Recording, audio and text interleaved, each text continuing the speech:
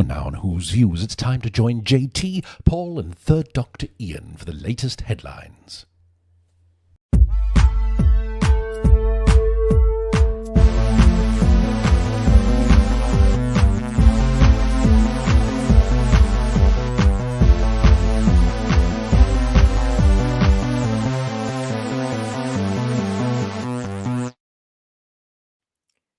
Phew, what a scorcher, as we say here in the United Kingdom. Hello, everybody. How are you? It is Sunday, the 13th of July, 2025.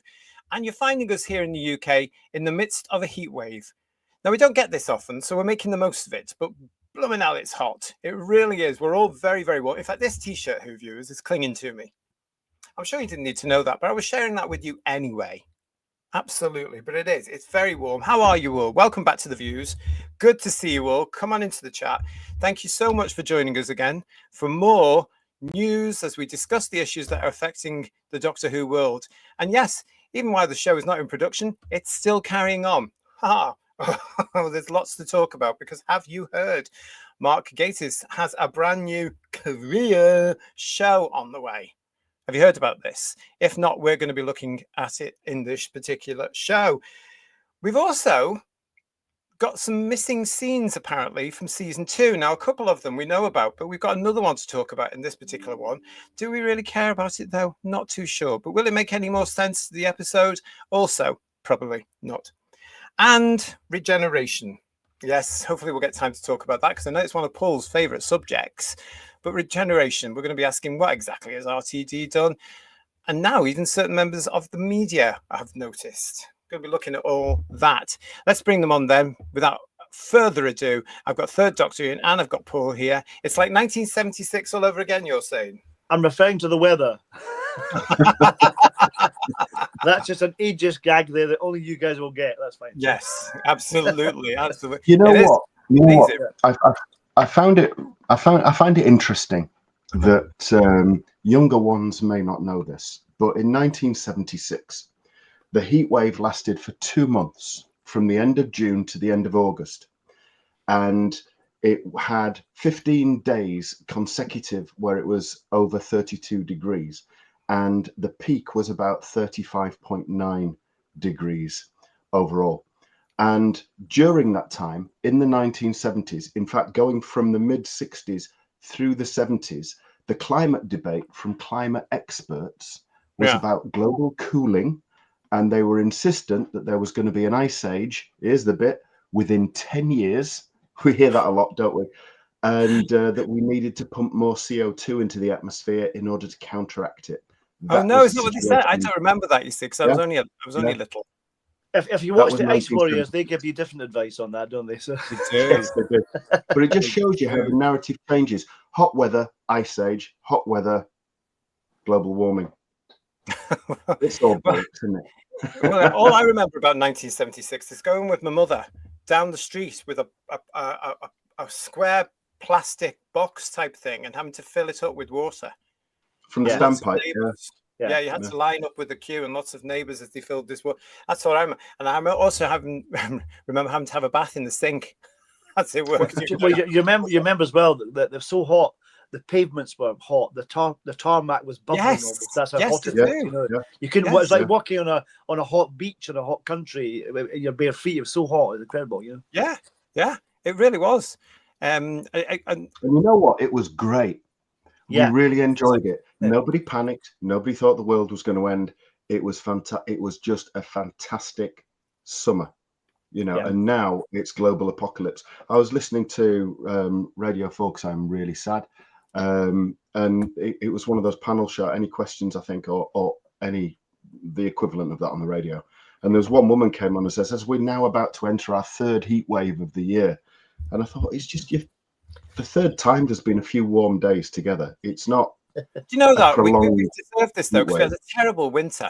It was awful, absolutely awful. And, we deserve a nice summer for once, even though the paper is sticking to my arms. We are made of sterner stuff, Ian. That's the thing. So, that's true. Well, listen, thanks everybody for joining us this evening. Good to see you all in chat. I've just put some of the greetings there, guys, as we're chatting. John Roberts is up there as well, saying that he's listening to us, but watching the footy ball. What's that mean? think the women He's are playing. multitasking, which is unusual for a man, which is quite good. How dare you?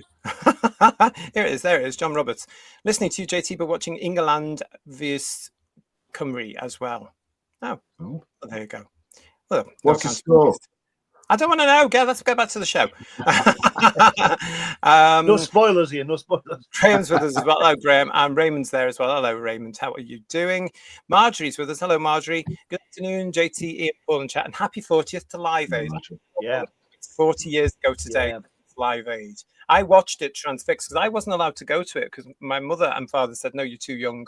Because I was ready to travel down from where I lived to London to Wembley. And they said, no, you're not going on your own. And in those days, I was 15, didn't know anybody, no one would take me. So I was transfixed from the moment it started on the BBC from Wembley. And I was there to the very end. It was. So was I. Yeah. Can't believe it's 40 years ago. That's quite scary, isn't it? Yeah. No.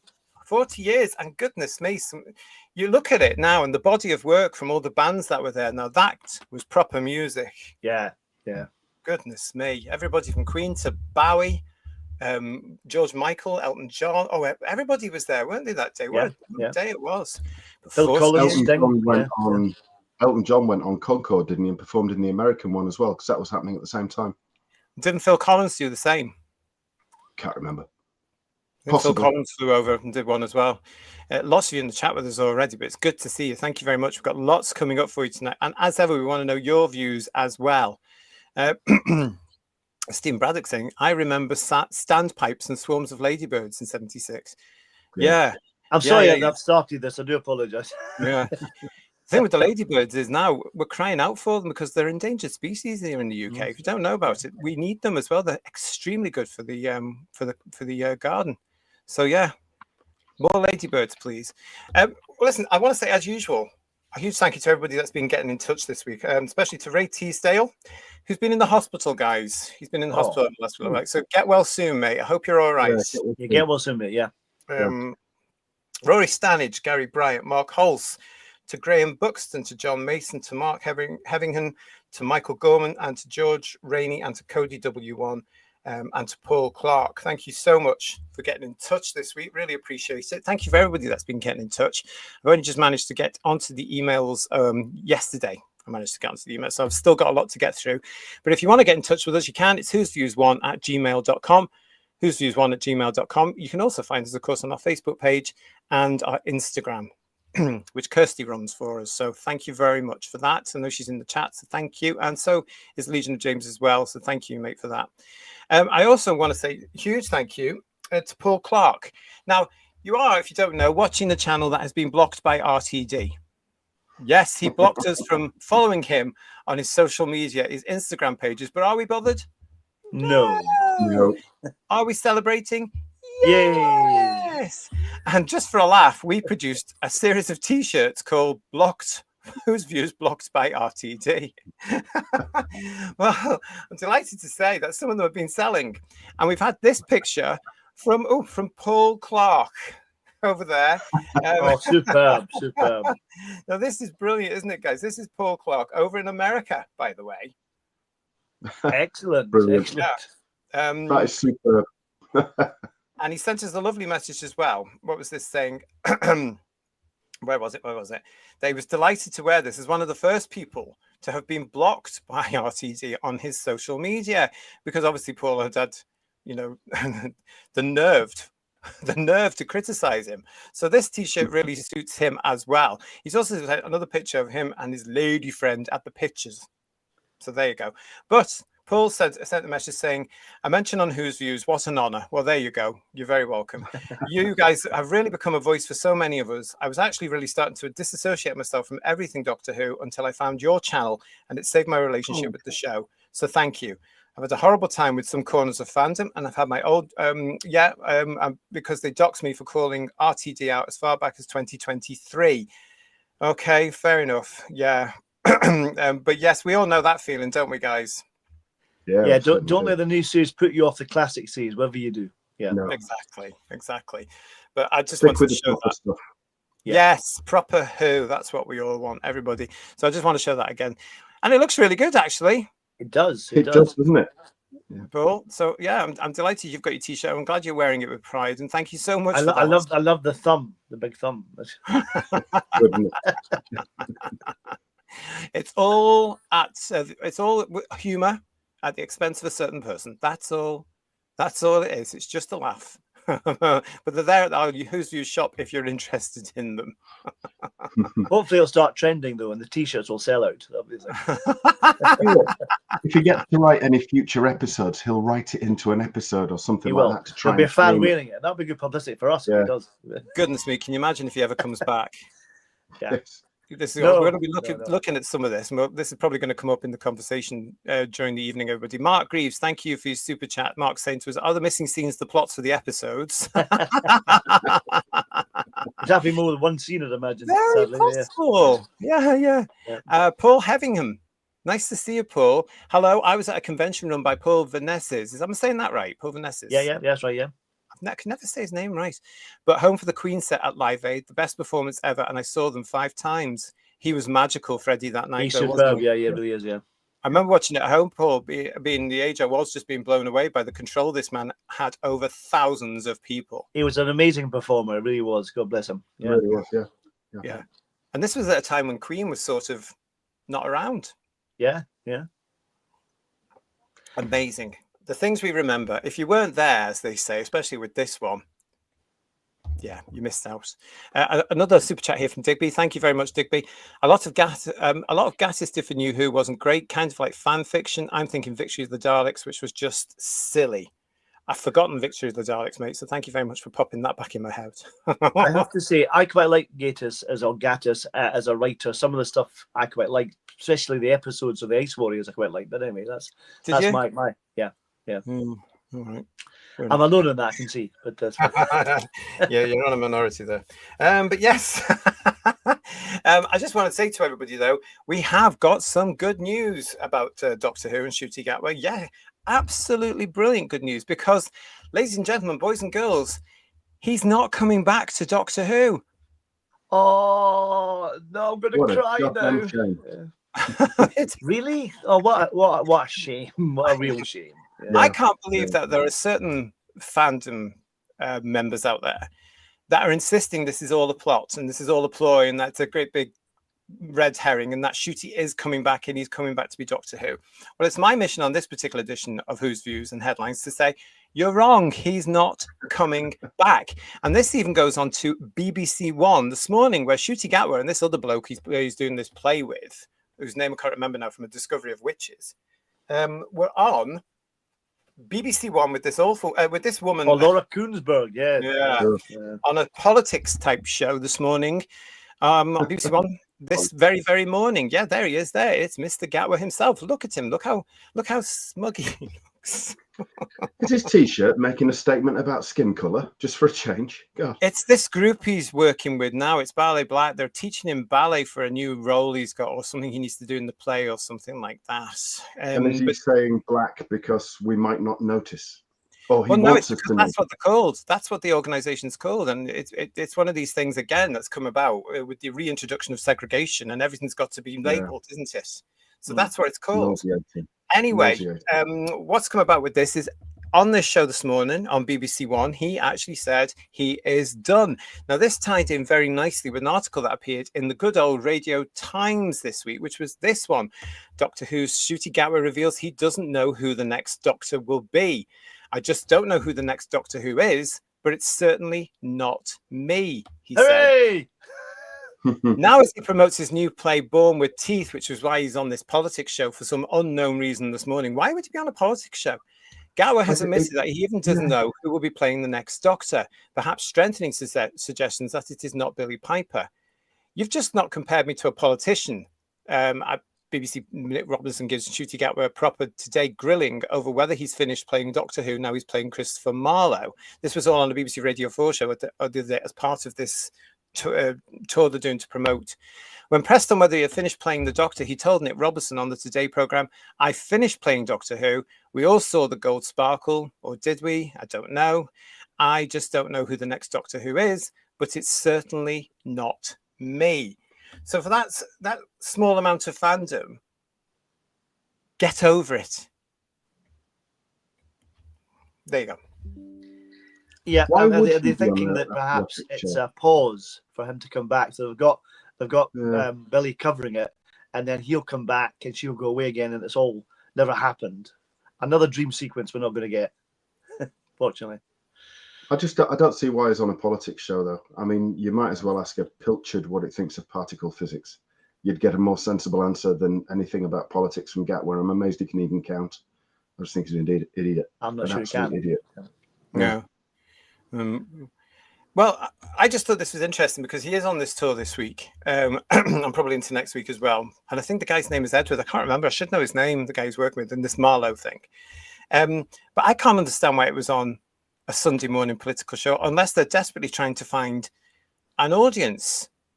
And let's face it, the people that are going to be watching a BBC One Sunday morning political show are going to be mainly middle class. It's not been the same since Andrew Marr left anyway, is it? Let's be honest. But didn't like him anyway. I don't like him. Probably gets bigger ratings than Gatwa did, though. Probably, what? Yeah. It still probably gets bigger ratings than Gatwa got. I don't know. I don't look into it, and I'm not really interested. But we've got PTA here with a super chat saying, "Bye, Ncuti. Good luck with the ballet. Bye, bye." Exactly, exactly. Dalek Eye saying Gatwa is looking tired. Poor old thing. Bill Lowry he did 16 episodes, for goodness sake. Well, this is what came up in the conversation. But Gatwa was so well loved by all of Who fandom, said Bill Lowry. I think Bill's being sarcastic, but I'm not sure. Yeah. Now, what got me about this? What got me about this interview this morning was it was exactly the same script he gave at the press on the press release after the episode where he left. Yeah. It was the same. Everything with this new lot, from Gatwa to Setu to even Millie, has been scripted. They have been told what they say. It's like an MP being given the party whip. You will do this. You will say this. So at the moment, we've got a Labour government coming through who now, even after a year of being in power, are churning out this whole thing about the Tories continually as part of the mind games to remind us that we're 14 years of Tory misrule. We know that. Get on with it and fix it. You can't, can you? Yeah. But here we have it. And he was going on. When she said to him, "Why did you leave?" He said, "Oh, my knees. There was so much running around, or there's so much to do. It's a very physical part. There was lots to do, lots to learn, blah, blah, blah. It was time to go." There is something going on here. Yeah. There is something going on because it's all scripted. And do you think they're trying not to, because obviously Disney's still got the fishy thing to come, they're trying to keep that positive until then, and then they can let rip, because why would he need to other than that, if he's under contract to keep Stum a little bit until at least a few months down the line till that's finished, you know what I mean? I don't know, because he is out of contract, obviously. Yeah. But he might have some sort of agreement, as you say, Paul, where please don't say anything else. So don't say, or perhaps because he was possibly told the last time he said something stupid. Maybe that's not how we do it. But again, I just get this feeling, Who viewers, there's more to this story than we know. And one day we will know. Honest to goodness. It'll all come out in the wash, as I keep saying. Bill saying to us, JT, how will Who's Views survive without Gatwa? Very easily. Yeah. Very easily. The thing about his knees, though, Peter Capaldi was older than Hartnell. He did it. He managed 3 seasons and more episodes than Ncuti, and he's double his age. In fact, more than double his age. You know what I mean? Crazy. Yeah. Yeah, but even so, again, it would come down to your performance. I mean, if you're going to get somebody who's in their mid-50s or something, like Capaldi was, or anything like this, who possibly isn't going to be as fit as a 29, 30-year-old, you adapt the scripts, because you can still play with the Doctor. You can still do something. There are ways you can do it. Yeah. We've got Anton Branningham with us. Hello, Anton. He's obviously too old at 32. He claims wait until he hits his 50s. No twink for RTD then, allegedly. Yes, behave. Gatwa was never the Doctor, says Marjorie. No, he wasn't, was he? We went through all that when we were putting everything down. When we were watching the reviews, it just didn't capture it at all. And I think that's the other reason he might have been exhausted. Because it just didn't. They had him running around like a manic idiot, with these ridiculous scripts, a couple of which he wasn't in. Well, that's the thing. He claims that he's a lot to learn, but he was hardly in half the episodes, so he didn't learn that much at all. You know, it's just all excuses, I think, really, isn't it? Maybe he read some of the bad press and that put him off. Wouldn't be surprised. Well, I think his agent had a lot to do with this. Yeah. You know, a lot to do with this. Anthony Parkinson's telling me the Sunday morning politics shows usually have something culture on. Oh, do they? I've never watched them, so thank you for that. Didn't know that. And Fan01ish saying next week Ncuti will be telling us other stuff we already know, such as it's quite hot outside and water is wet. It might come back and tell us as well that we must water our gardens wherever there isn't a hose pipe ban. Yeah. Well, to keep our grass nice and green so we can touch it later on. Exactly. Yeah. I've got no time for this man. If you're a regular viewer, you will know that. I have got no time for him. I think he's rude, and I think he's confused, and I think he's uneducated. I think he's an absolute plonker. Mark Greaves, thank you so much for your super chat. I think Gatwa will find ballet too masculine for him, and if he's exhausted doing a few episodes of TV, look at the work dancers have to put in with it. Well, he actually the irony, to be quite honest, because he's saying at one point, oh, the knees were going, you know, and he said, I'm doing ballet. I am now doing a ballet. So he got himself into a situation there. Yeah, well, as has been alluded to in the chat there, I mean, ballet's a tough thing to do. You have to be fit to do it, you know, and if his knees are sore now, God help him. So, yeah, but also the fact is, ballet is not for somebody in their 30s or 40s. That's coming to it really late because you have to be so subtle. Yeah, you know, and you both. I mean, I've known ballet dancers in my time. My God, they are muscular. Yeah, you know, muscular. They are strong. They could lift you up, you know, and twirl you around the dance floor. I love that bit. But you know, it was really like, you know, look at me, I'm a star. But yeah, it depends what sort of ballet they're doing in the show. But yeah, I just get the feeling. I don't know what you guys think in the chat. I get the feeling there is more to this, because why do they have to be scripted? Why do they always say the same thing over and over again that we've reported on this show, and now we're reporting it again? It was his press release. Ncuti's gone. Oh, the knees. Yeah. It's time. I've given what I can. The fact is as well, he would have been traveling back and forth from London like most of them do. Wouldn't help. That is tiring. Yeah, between London and Cardiff. Yeah. That's why I say get the show back to London. Never mind all this Welsh stuff. No offense to the Welsh at all. You've done a great job over 20 years, but take it back to London. That's where the talent is. Take it back. You know, they don't have to commute because they're always bloody moaning about it. Lex, thank you so much for your super chat. Did you see the footage online with the man who would not listen to the changing of the guard in London, holding up a flag of the peas? He was told not to move. Even the police told him not to move. I don't want to get into that, Lex. Sorry, but thank you for your super chat, but I don't want to get into that. But thank you very much for that. Moira's with us. Why is he doing ballet if he has weak knees? Exactly. Yeah. He has weak excuses as well. Yeah. But again, the same thing. I don't know this. I just get this feeling, everybody. Honestly, I really do. It's good to see so many of you in the chat with us. Keep your comments coming. Digital Pollution. Hi, mate. It's all the same script written by whoever is doing the PA. I don't think there's anybody there doing it now, though. No. I think they must have said before it all closed down and they may have moved on to other stuff. This is what you say when you're going on to anything. Because with Ncuti, he would have realized by now that inevitably Doctor Who is going to be there for the rest of his life and will crop up. Yeah. You know, because even Tom, that's the thing. Peter and Colin get it. He didn't realize how big the show is. You know, how important to people. And I think even Eccleston had that problem when he started. He didn't know how big the show was and was overwhelmed by that. Paul McGann as well. You know, that it's such a big show, but you have to realize the responsibility you're taking on by playing that part, you know? Yeah. So at this particular point as well, it must be awful for the other actor that's sitting with him.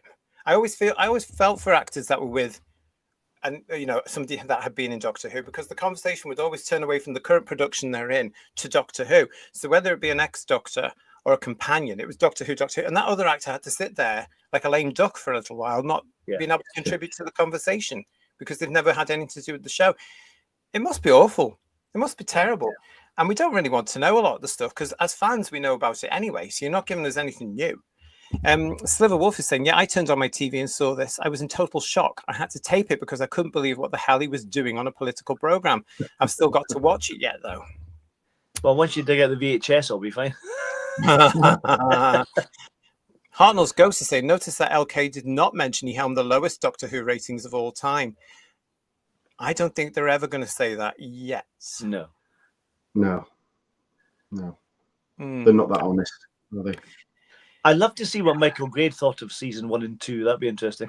I don't think he doesn't care, does he? Well, he quite liked modern Who, but this iteration's awful. So he probably thinks it's as bad as the 80s, probably. Yeah, well, Lex is saying to us, John Pertwee was 55 when he got the role and was the Doctor for 5 years. Hartnell was in his 50s as well, so was Capaldi. Yeah. And Hartnell did 3 more years than him on a longer run, practically every week. He did equivalent probably 9 years compared to Ncuti's 2, to be honest. Yeah. But also Hartnell, being a man of his time, wasn't very fit. No. You know? He was quite an old man in his 50s, wasn't he? Yeah. He wasn't one of those in their 50s and you'd think, oh, I didn't think they were in their 50s. Hartnell actually probably looked a little bit older than somebody in their 50s, certainly today. Well, he was a heavy smoker and drinker, wasn't he? That's what I mean as well. They were men of their time. Everybody drank, everybody smoked.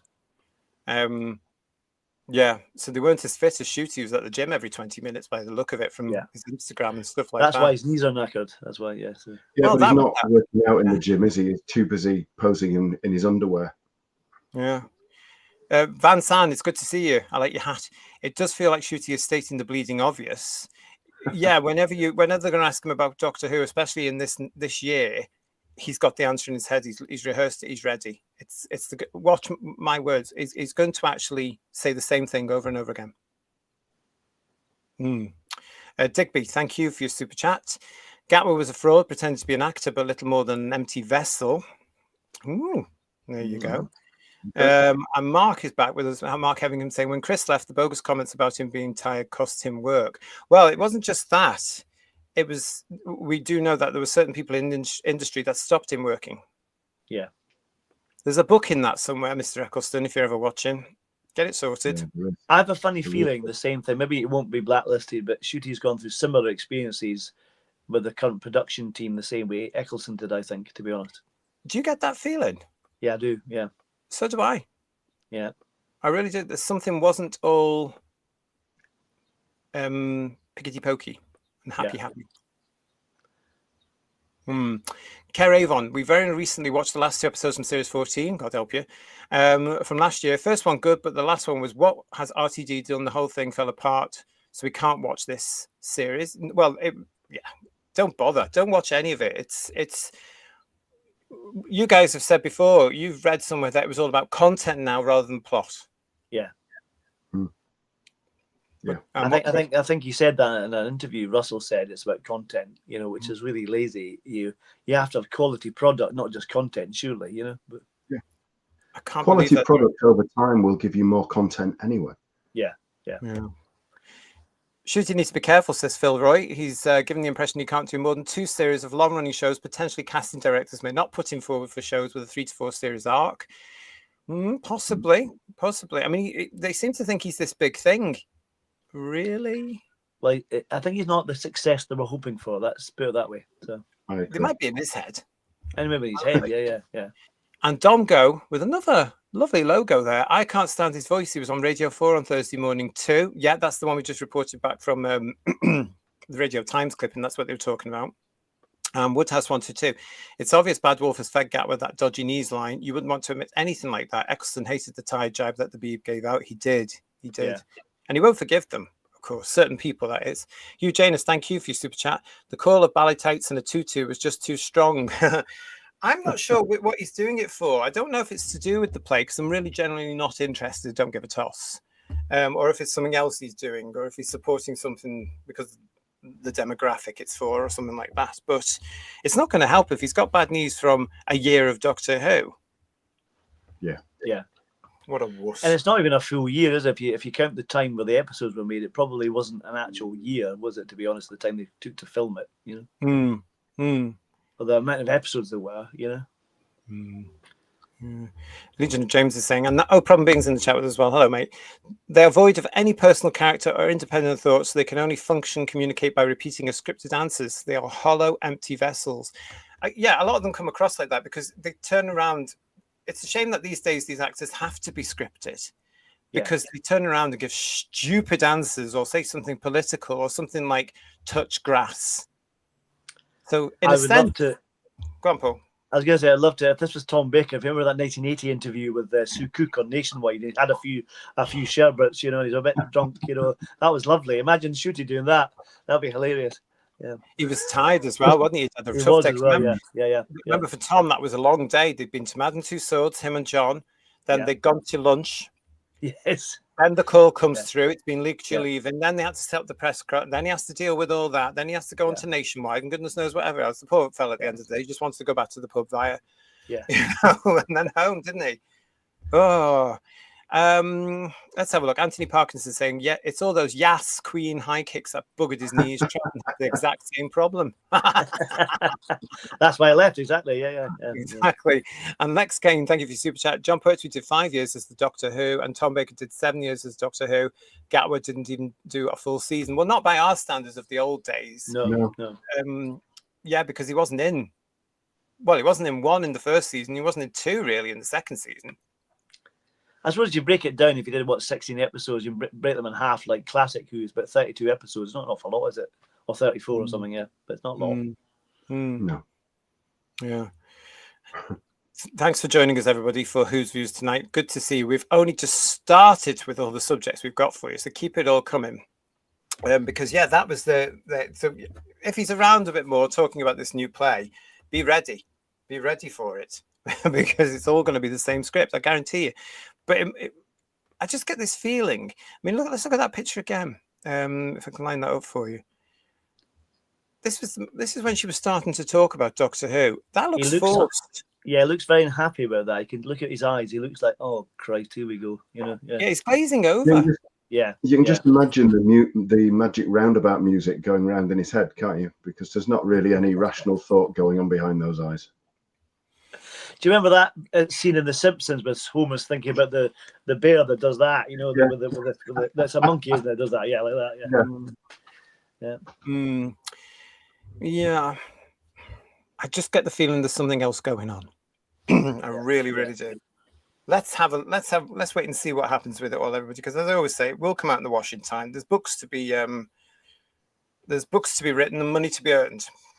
But like you say, the Doctor's going to haunt him forever, isn't it? That's the thing, and he needs to get used to that, for good or bad, you know. But mainly bad, probably.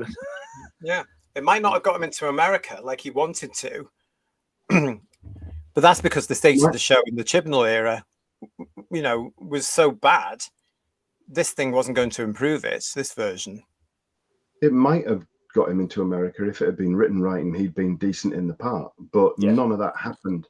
And he was just a political activist. And I just got the impression that he was a very, very, very nasty individual, a divisive individual. And, you know, it will haunt it. If he'd been good at it, then it would be something that could give him joy. Like Tom Baker, into his later years, it could have still given him joy.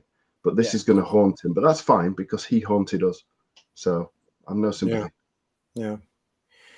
Paul Thomas Ashworth PTA is saying to us for a super chat, Ncuti complains of being burned out. Liz Sladen never complained, and God bless her, she had a serious bad health. Gatwa, you're a bad liar. Yeah. It's what they've given him to say, and they've tried to make it funny by saying them. I mean, LK does at one point laugh at this. Oh, does she? Right. She does. As if to say, what? You're only 30 something, you know. She doesn't get there because he cuts her off. But it's an interesting interview. What you said, Ian, about whether if it was written better and you got a chance to play it better, I don't think even if it was written better, even if it's written like The Doctor, I don't think could have played The Doctor, even if it's written by Robert Holmes. You know what I mean? He never had what it. Yeah. He never had what it took. He never had that undefinable something, did he? No, he didn't have the magic to be the Doctor. No. The writing, of course, did not help. The production did not help. There were lots of things that went wrong, but one of the aspects was the approach he was told to do. And I just want to point out the fact that we do understand that he wanted to do it a different way, but Russell said, no, this is the way you're going to do it. And he went with this. I think that's going to come out in the wash as well one day. I think it will, yeah. And I can't wait. And the longer the show is out of production, the more that people will start to get confident because no one can hurt them. Yeah. There are a lot of books on the way, everybody. Stay tuned, because I'll be buying them all. You've got a market if anybody's tuning in. New Who Babylon it'll be called, yeah. So yes, there is a market there, and a lot of shows for us where we talk about them. And you can even come on and tell us. But no, there we go.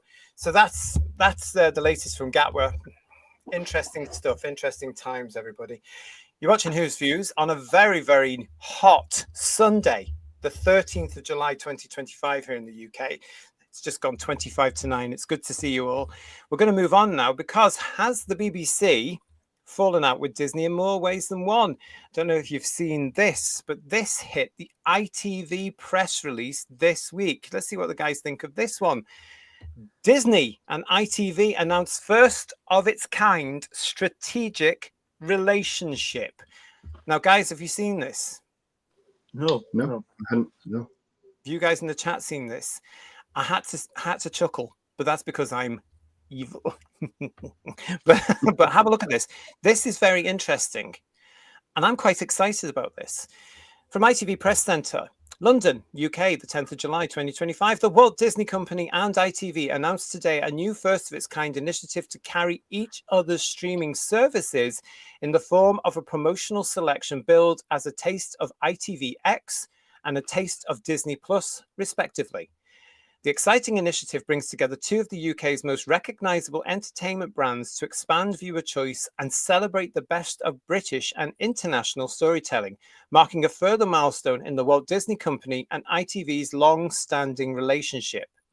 Starting on the 16th of July, a curated and regularly refreshed selection of hit shows and movies from Disney Plus and ITVX will be available to viewers on both platforms. The agreement showcases ITV and Disney's world-class content to each other's complementary audiences, extending reach and allowing more viewers to discover Disney Plus and ITVX. The press centre continues.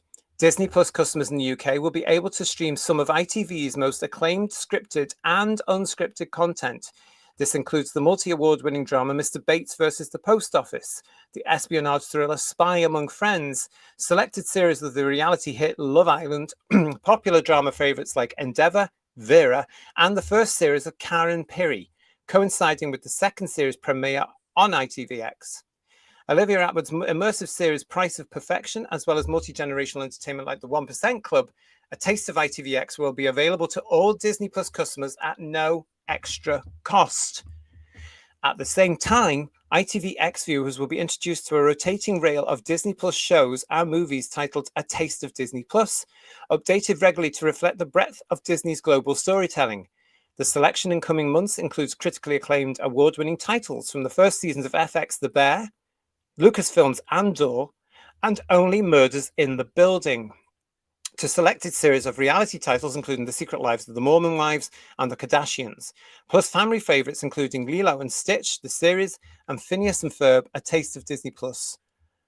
A Taste of Disney Plus, will be available to all ITVX viewers at no cost and ad-free on ITVX Premium. This agreement builds on the strong evolving relationship between Disney and ITV. ITV is the free-to-air home for Disney Plus's Renegade Nell and the forthcoming Under the Bridge, whilst ITV Studios is the producer behind hit Disney Plus shows including Rivals, Happy Prince, Suspect, the shooting of Jean-Charles de Menezes, Etta Pictures in association with KDJ Productions, and the return of Britain's original dating series Blind Date by So TV and Stellify Media. Joe Early, President, Director, Consumer Disney Entertainment, commented, "We are proud of this innovative collaboration with ITV, which will allow us to bring Disney Plus customers some of the UK's favourite and buzzworthy shows and encourage ITVX viewers to discover some of Disney Plus's award-winning series and blockbuster films." Kevin Ligo, Managing Director of Media and Entertainment, ITV, said, "Disney are fantastic partners with a brilliant breadth of content. This mutually beneficial alliance allows us to show our complementary audiences a specially selected collection of titles, regularly updating that gives a flavour of the range in our respective offerings. For us, this deal means even more great content for viewers on ITVX, and even more opportunity for viewers to find and enjoy our distinctive titles and services." Notes to editors. So this was quite interesting, this bit here. ITVX is free to watch in the UK, supported by advertising. ITV Commercial will sell the advertising against the taste of Disney Plus on ITVX as part of normal audience delivery. ITVX Premium is available for viewers who want to watch ad-free. Disney Plus has 3 Disney Plus plans in the United Kingdom, including Disney Plus, standard with ads, and Disney will sell the advertising against a taste of ITVX on Disney Plus, standard with ads. What do you reckon to that? Don't tell me they're going to do a joint production of the Tomorrow People with Disney and ITV, are they? Just wondering. It'd be really funny if ITV were the first to show Disney's War Between the Land and the Sea and the BBC to it. That'd be really funny. That'd be hilarious. Yeah, yeah. It would. Mm-hmm. I think it's an amazing deal, and I think the BBC have been stupid not to capitalise on that way in that Doctor Who gave them. Do you think they rejected it because how arrogant the BBC are? You know, I don't know, but you know, months and months ago, I said one of the biggest thing about the BBC iPlayer was just to basically give it as a subscription service to people outside the UK. So we reported a couple of weeks ago that the BBC are now looking at charging for certain news programs in America, especially. Right? Yeah. You should just be able to do that with the iPlayer anyway. But this is ITV coming along doing exactly that. So this is, I think, this is the foundation for other stuff to come. Didn't ITVX show Doctor Who for a short time? Like the classic, I mean. I think the classic ones, yeah. Yeah. Yeah. Stephen Braddock in ET there says it's a good deal. The US viewers love our British period and detective-made dramas, something Doctor Who didn't give them. Yeah. Reviews Rant and Religion said, hang on, did you just say Blind Date is coming back? Yes, it is, again. God. Who's presenting it? Is it Holly Willoughby or something like that? Oh, God, I hope not. Yeah. Jess is saying here, a flashback to Mam's Blind Date with Cilla Black. Yeah. It was a huge show, Blind Date, here on Saturday night, run by Cilla for God knows how many years. But she was the queen of Saturday night telly here in the UK for years, decades. It came back with Paul O'Grady for a little while before Paul passed. And I think they tried it. Didn't they try it with that bloody awful fella that's on everything? Anyway, but yeah, it's on the way back again. Legion of James is saying what I was thinking. Disney giving a huge middle finger to the BBC, methinks. RTD has really screwed the BBC with his nonsense. I love it. Yeah, that wouldn't surprise me. It wouldn't surprise me at all. And if they have done, good for them, you know. But are they? They're not going to be happy with Disney. Are not going to be happy with the BBC over what's happened with Doctor Who. They can't be. All that money for nothing. They're not. I know Disney are huge, but even they can't just turn a blind eye to losing $100 million. It's going to sting. So if they've got a toss-up between ITV and BBC, they'd probably give the BBC the finger. But then again, the BBC have never been good at capitalising on business opportunities, have they? No, and we know that. And they're still not now because they're looking at everything correctly. And I'm going to point it out again to everybody outside the UK. The BBC is in real trouble. You know, anything it does right now is shaking the corporation to its foundations. It hasn't got long to go in whatever form. In the current way it's going, where it thinks it's the BBC, and you know it's not. It's changed too much, and it's not going to last the way it is now. There's no way it can last in this era that we're in. It doesn't deserve to, does it? It doesn't, no, because it's awful with some awful people running it. Paul Rose is saying to us, I wonder how many years it will be before they all accept what a ridiculous mess they have made of the show. It's undeniable now to the rest of us. And Stephen O'Neill, rumours abound that BBC, ITV, Channel 4 and Channel 5 will have to merge to compete with the streaming giants Netflix and Amazon in the next 5 to 10 years, and Freeview will close down. Actually, mate, I've seen those rumours for years now. I don't think it's necessarily going to happen, because the BBC won't merge necessarily. It will work in partnership, as BritBox proves. But no, I can't see it closing them all down. You know, ITV are really pushing ITVX, just like the BBC is pushing BBC iPlayer. But to get a partnership with Disney Plus for the ITVX service is very good. And remember, you don't need a license to have ITVX as long as you don't push the button that says live. Yeah. Looks like the BBC has lost out on this one, says John Steed. That's exactly what I was thinking, John. And can you see why? What they've done there? like I say, I wouldn't be surprised. It wouldn't surprise me a bit like the Russell thing about if that's going to happen, going to another streaming service. They don't get their own way. They don't not get their own way. The BBC, and the conditions that they wanted weren't suitable for Disney, and that's why they're not doing it. You know. Mm-hmm. They were saying, viewers saying to us here on ITVX through BritBox, it was Doctor Who, proper Doctor Who. Yeah. Right. I mean, what do you think about it, Ian? This. I mean, do you think it's an opportunity missed? I definitely think it's an opportunity missed. Yeah, like I said, the BBC. You know, you go right back. It was Doctor Who that started BBC Enterprises, wasn't it? In the original, with the Daleks back in the 60s, whatever it was called then. And the BBC never knew how to capitalise on the opportunities it had there, and that followed it through 70s, 80s, and then in the wilderness years, they just didn't have a clue. And they have this habit, don't they, of, you know, in the wilderness years, the books and everything that were coming out, it was doing all right, actually. And I know that we'll be covering more of that in detail in other shows, but it was really, really, really not a bad time, to be fair. And then we had the McGann thing, and the BBC realised, oh, these books are doing really well, and took it over. And I don't think that was necessarily a good thing, to be fair, because it got all linked together and joined up, and there were story arcs, and it was really just a bit naff after that. But they just took it over and messed it up. They never realised the opportunities that they would have. And they've done the same here. They never realised, again, what they had with the opportunity to try and revamp Doctor Who, because the goodwill was still there. And they just let RTD go his own way and missed that opportunity. And now they've missed that opportunity with Disney. I think there'll probably be some BBC execs in a room somewhere stamping their foot in annoyance that it's gone to ITV. I hope so. I'm having a ITV will be in the office across the road giving them two-fingered gestures, won't they? Yeah, I certainly hope so, because that's the feeling I get. It's probably incorrect of me, but I just thought this comes at a real interesting time. Yeah, the timing's good, isn't it? Yeah, definitely. Yeah. Especially when the media are very aware of the BBC's deal with Disney to produce Doctor Who and distribute Doctor Who outside the UK.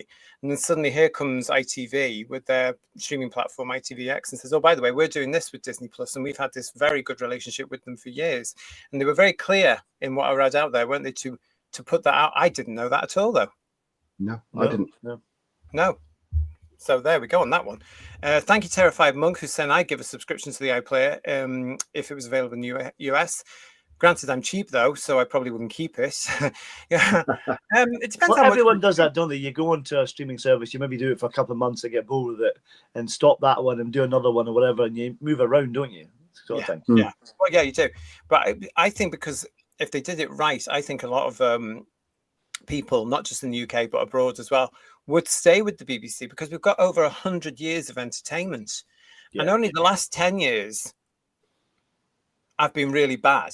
Really, because we've got so much body of comedy, drama, television, movies, some really good stuff there. Music, you know, if you look at BBC Four, some of the output there, the children's television, you can't just do it all on BBC Four. Just stick it all on the iPlayer and charge for it. But they're embarrassed, aren't they? They're embarrassed with their historic content, because the world doesn't think that way now, and they won't let people just accept it as being representative of the era that it came from. They either keep it off completely, like It Ain't Half Hot Mum and ITV do with Love Thy Neighbour, or they chop it so much that it becomes incoherent anyway. They cut so much out that it becomes as understandable as one of RTD's scripts that we've just had. It's pointless. It's down to the fact that these idiots that are in the BBC, they feel that people won't accept it because they'll get offended by it. And let's go back to the Davros Gate incident for Doctor Who in 2023. Yeah. They felt that Davros couldn't be seen the way he was anymore because it was unfair to people in wheelchairs. When we as fans and even the great British public who were Doctor Who aware, no, it wasn't a wheelchair. Yeah. It was the life support system. So it's their view. It says more about these people than it does about everybody else.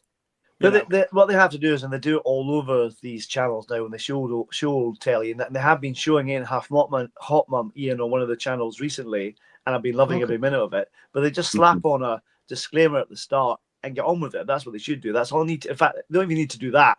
Just people grow up and just, watch it or not watch it or turn over, but don't worry about it. Just turn over. You don't watch People it. don't seem to be able to do that anymore, do they? No, they can't. We seem to have bred an entire generation or two of wusses who need to be told you might be offended. So they'll watch it and then they will be offended and then they'll complain about it. Yeah. Or they go out deliberately looking to be offended because they want to complain. And these are the sort of people that just need to shut up and stay in their bedrooms. With your personal pronouns and your nonsense. Simon L is saying to us, has anyone heard HBO have taken off Doctor Who from their streaming services?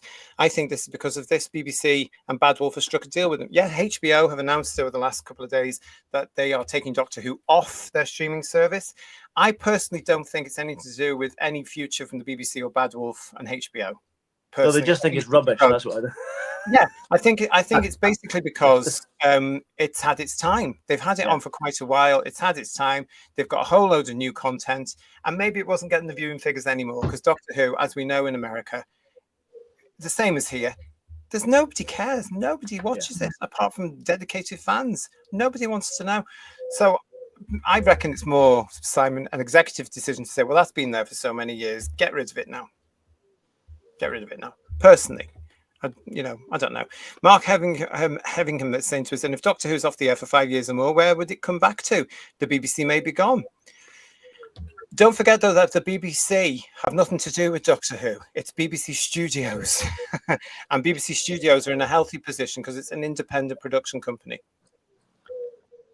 So they have it. They have the rights to it. They could produce it and sell it to anybody. There you go. I still think probably at the moment, I've said this already, but all of us have, that there's probably an option for Disney to hold it for a while to decide what they want to do with it. In the same way they had McGann thing about, they were going to have a 7-year season with Paul McGann after the TV movie. There were kind of options they wanted to go with. And I reckon this time will be something to do with that, not just giving it a rest, but because they have the option on it. You know what I mean? Potentially, anyway. I mean, an option, as you know, Paul, an option means nothing. Yeah, but sometimes it's written in the favor of the people who are paying the money, though. You know what I mean? So it's not. It's not in Ncuti's favor, for instance. It's in the favor of Disney potentially. You know what I mean? So they can decide what they want to do. They can maybe hold on to it for 2 or 3 years if they want to, if they have that option to retain the copyright. You know, or the distribution of it, depending on what the deal actually was. Well, we know the deal. It's all a bit confusing, isn't it? The deal we had, to be honest. Yeah. I think it's quite clear because it's been stated several times. It was for 26 episodes. Yeah. Right. Okay. And then that's it. So the fish people thing takes them to that. Done. That was it. End of deal there. So I reckon we'll get to know more about everything that's gone on and what the future is after the fish people thing, which will be hopefully in August, so it can get out the way. So we'll have to wait and see. But no, that was it. So many episodes, 26 episodes, blah, blah, blah. That's done. Because the BBC have said themselves there's still 5 more to go. That's it. So they're all tied up until it's screened. Sliver Wolf, BBC don't produce anything good. They put on a Live Aid stuff last night. It was the first time I've watched the BBC for ages. And watched it with my mum. It brought back good memories of happier times. Bet it did. I bet it did. That was when it was quality broadcasting as well. Although we know there were problems with the BBC at the time then. No, don't get me wrong, but they knew what they had to do. Donald Cowie wants to know, question, should the government replace the Director General? Yes, I'd say. Yeah. Immediately. Ian? He's an embarrassment, isn't he? Yeah. He needs to go. He's lost complete control. Yeah, he needs to go. He's a bit like the Mayor of London and stuff like that. They're very slow on the uptake, and they're just all these people who tend to look down at everybody else. Off they go. They've got to go now. And John Steedsworth is saying the BBC demands money to watch them, and they're as dead as a dodo in another decade. The hubris of them. It's very difficult to argue with that. Yeah. Well, they also demand money to watch somebody else. Like you were saying about ITVX. I bet ITV wouldn't mind if people press the live button, at the end of the day. But it's the BBC. How absurd is the situation that the BBC can stop you watching ITV just because you don't pay the BBC? Well, it's a nonsense anyway. If you don't watch it live, but you can still watch it, that's a nonsense in itself, isn't it? Let's be honest. It is, but it's a bit like Tesco's saying you can't go to Sainsbury's unless you pay Tesco's a a fee first. Yeah. It makes no sense. Ian, don't give them any ideas, for goodness sake. Yes, I apologise. The Morpin is saying to us here, it's a great deal for ITV, who have lost a lot of money on Mr. Bates, despite good viewing figures, just because it didn't have international reach. Okay. Yeah. I don't know if they were trying to get international reach, but if you're outside the UK and you can get access to this thing, Mr. Bates versus the Post Office, watch it, because the story is still ongoing to this day. It's horrific. Yes, it's incredible. It's not been resolved even after all this time. It's ridiculous. It's one of the greatest injustices of British history. It's shocking. And yet there's still more coming, not just with that subject, but with other subjects in our country. It's incredible what's going on in the United Kingdom right now. Too many things being brushed under the carpet. But I'm going to say it, far left ideological loonies who just don't want to announce, don't want to look at the truth, head in sand all the time. But that's one of them. Craig Dunlop is saying ITV success here will give hope to failed. Craig Dunlop is saying to us, ITV success here will give hope to failed states everywhere. Go on, Ian. No, I was just saying that with the Post Office thing, it's the same as the infected blood scandal, isn't it? Yeah. Half the time you think the people concerned are of an age. With the infected blood, a lot of them have died, and if they hold on a little bit longer, more will die, so they have to pay less money out. And the people affected by the Post Office, quite a few of them are of a certain age. You push it on long enough, they'll pass away, and some have subsequently died anyway. And it's just disgraceful. They know it was wrong, and they should just cough up. They're very quick to cough up compensation to people that don't deserve it, aren't they? Yeah. We were nearly there as well, but that idiot called the general election. Because Kemi Badenoch would have had it through. Yeah. The things had started to roll. But then there was a general election called earlier than possibly it should have done. All change. And this is one of the results from a very bizarre party. Tony Graydon saying the BBC might be worried that it could present a legal opt-out for paying the license fee. The BBC might be worried that it could present a legal opt-out for paying the license fee. What was that in relation to? BBC might be worried that... I don't know what you mean there, sorry, Tony. But thank you for your chat. I don't know what that means. And with it means if they're joining forces with Disney in the same way ITV are joining, is that what it means, I think? I see. They've got to look at the license fee, though, because it's not working. Oh, yeah. And they know it's not working. The reason they keep pushing it up, in my opinion, is simply because millions have cancelled it. So therefore, they're losing millions of pounds of revenue. So everybody has to suffer. They even started with the OAPs again. If you're over 60, you now have to pay for your license fee again. Yeah. Shocking. Disgusting. Mark Greaves with your super chat, thank you. ITV&Disney are launching a new sci-fi show about a middle-aged straight white man who travels in time with a companion, but I'm not sure it'll catch on. I don't think so either. What a ridiculous concept. Craig Dunlop saying, if the BBC really feel that way, does that mean that the rumour they are going to release a box set of the Black and White Minstrel Show is not on the cards? So whether they like it with Alf Centurion, that's such a shame. Yeah. Whether they like it or not, though, it's part of their history. Yeah. And it also represents, as Ian was sort of touching on earlier, a Britain of a bygone age. And it says an awful lot about society at the time, i.e. we didn't have that many immigrants at the time. It might have been in London and Birmingham, but the rest of the country, no, it wasn't like it is today. People don't believe me, when I say that. It's true, though. What else we got? Thank you to everybody that's in the chat with us. Good to see you all. Andrew Parker saying to us, they'll cut out anything they think is offensive. They do. And then everything that goes through the BBC, and to an extent ITV and the others as well, especially Channel 4, who are just as bad as the BBC, they have to go through. We've looked at it on the show. You have to go through a DEI listing. You have to go through these demands that the BBC or whomever want in your show. So you can't just write a show. You have to actually follow all these dictates of what they will accept in your show.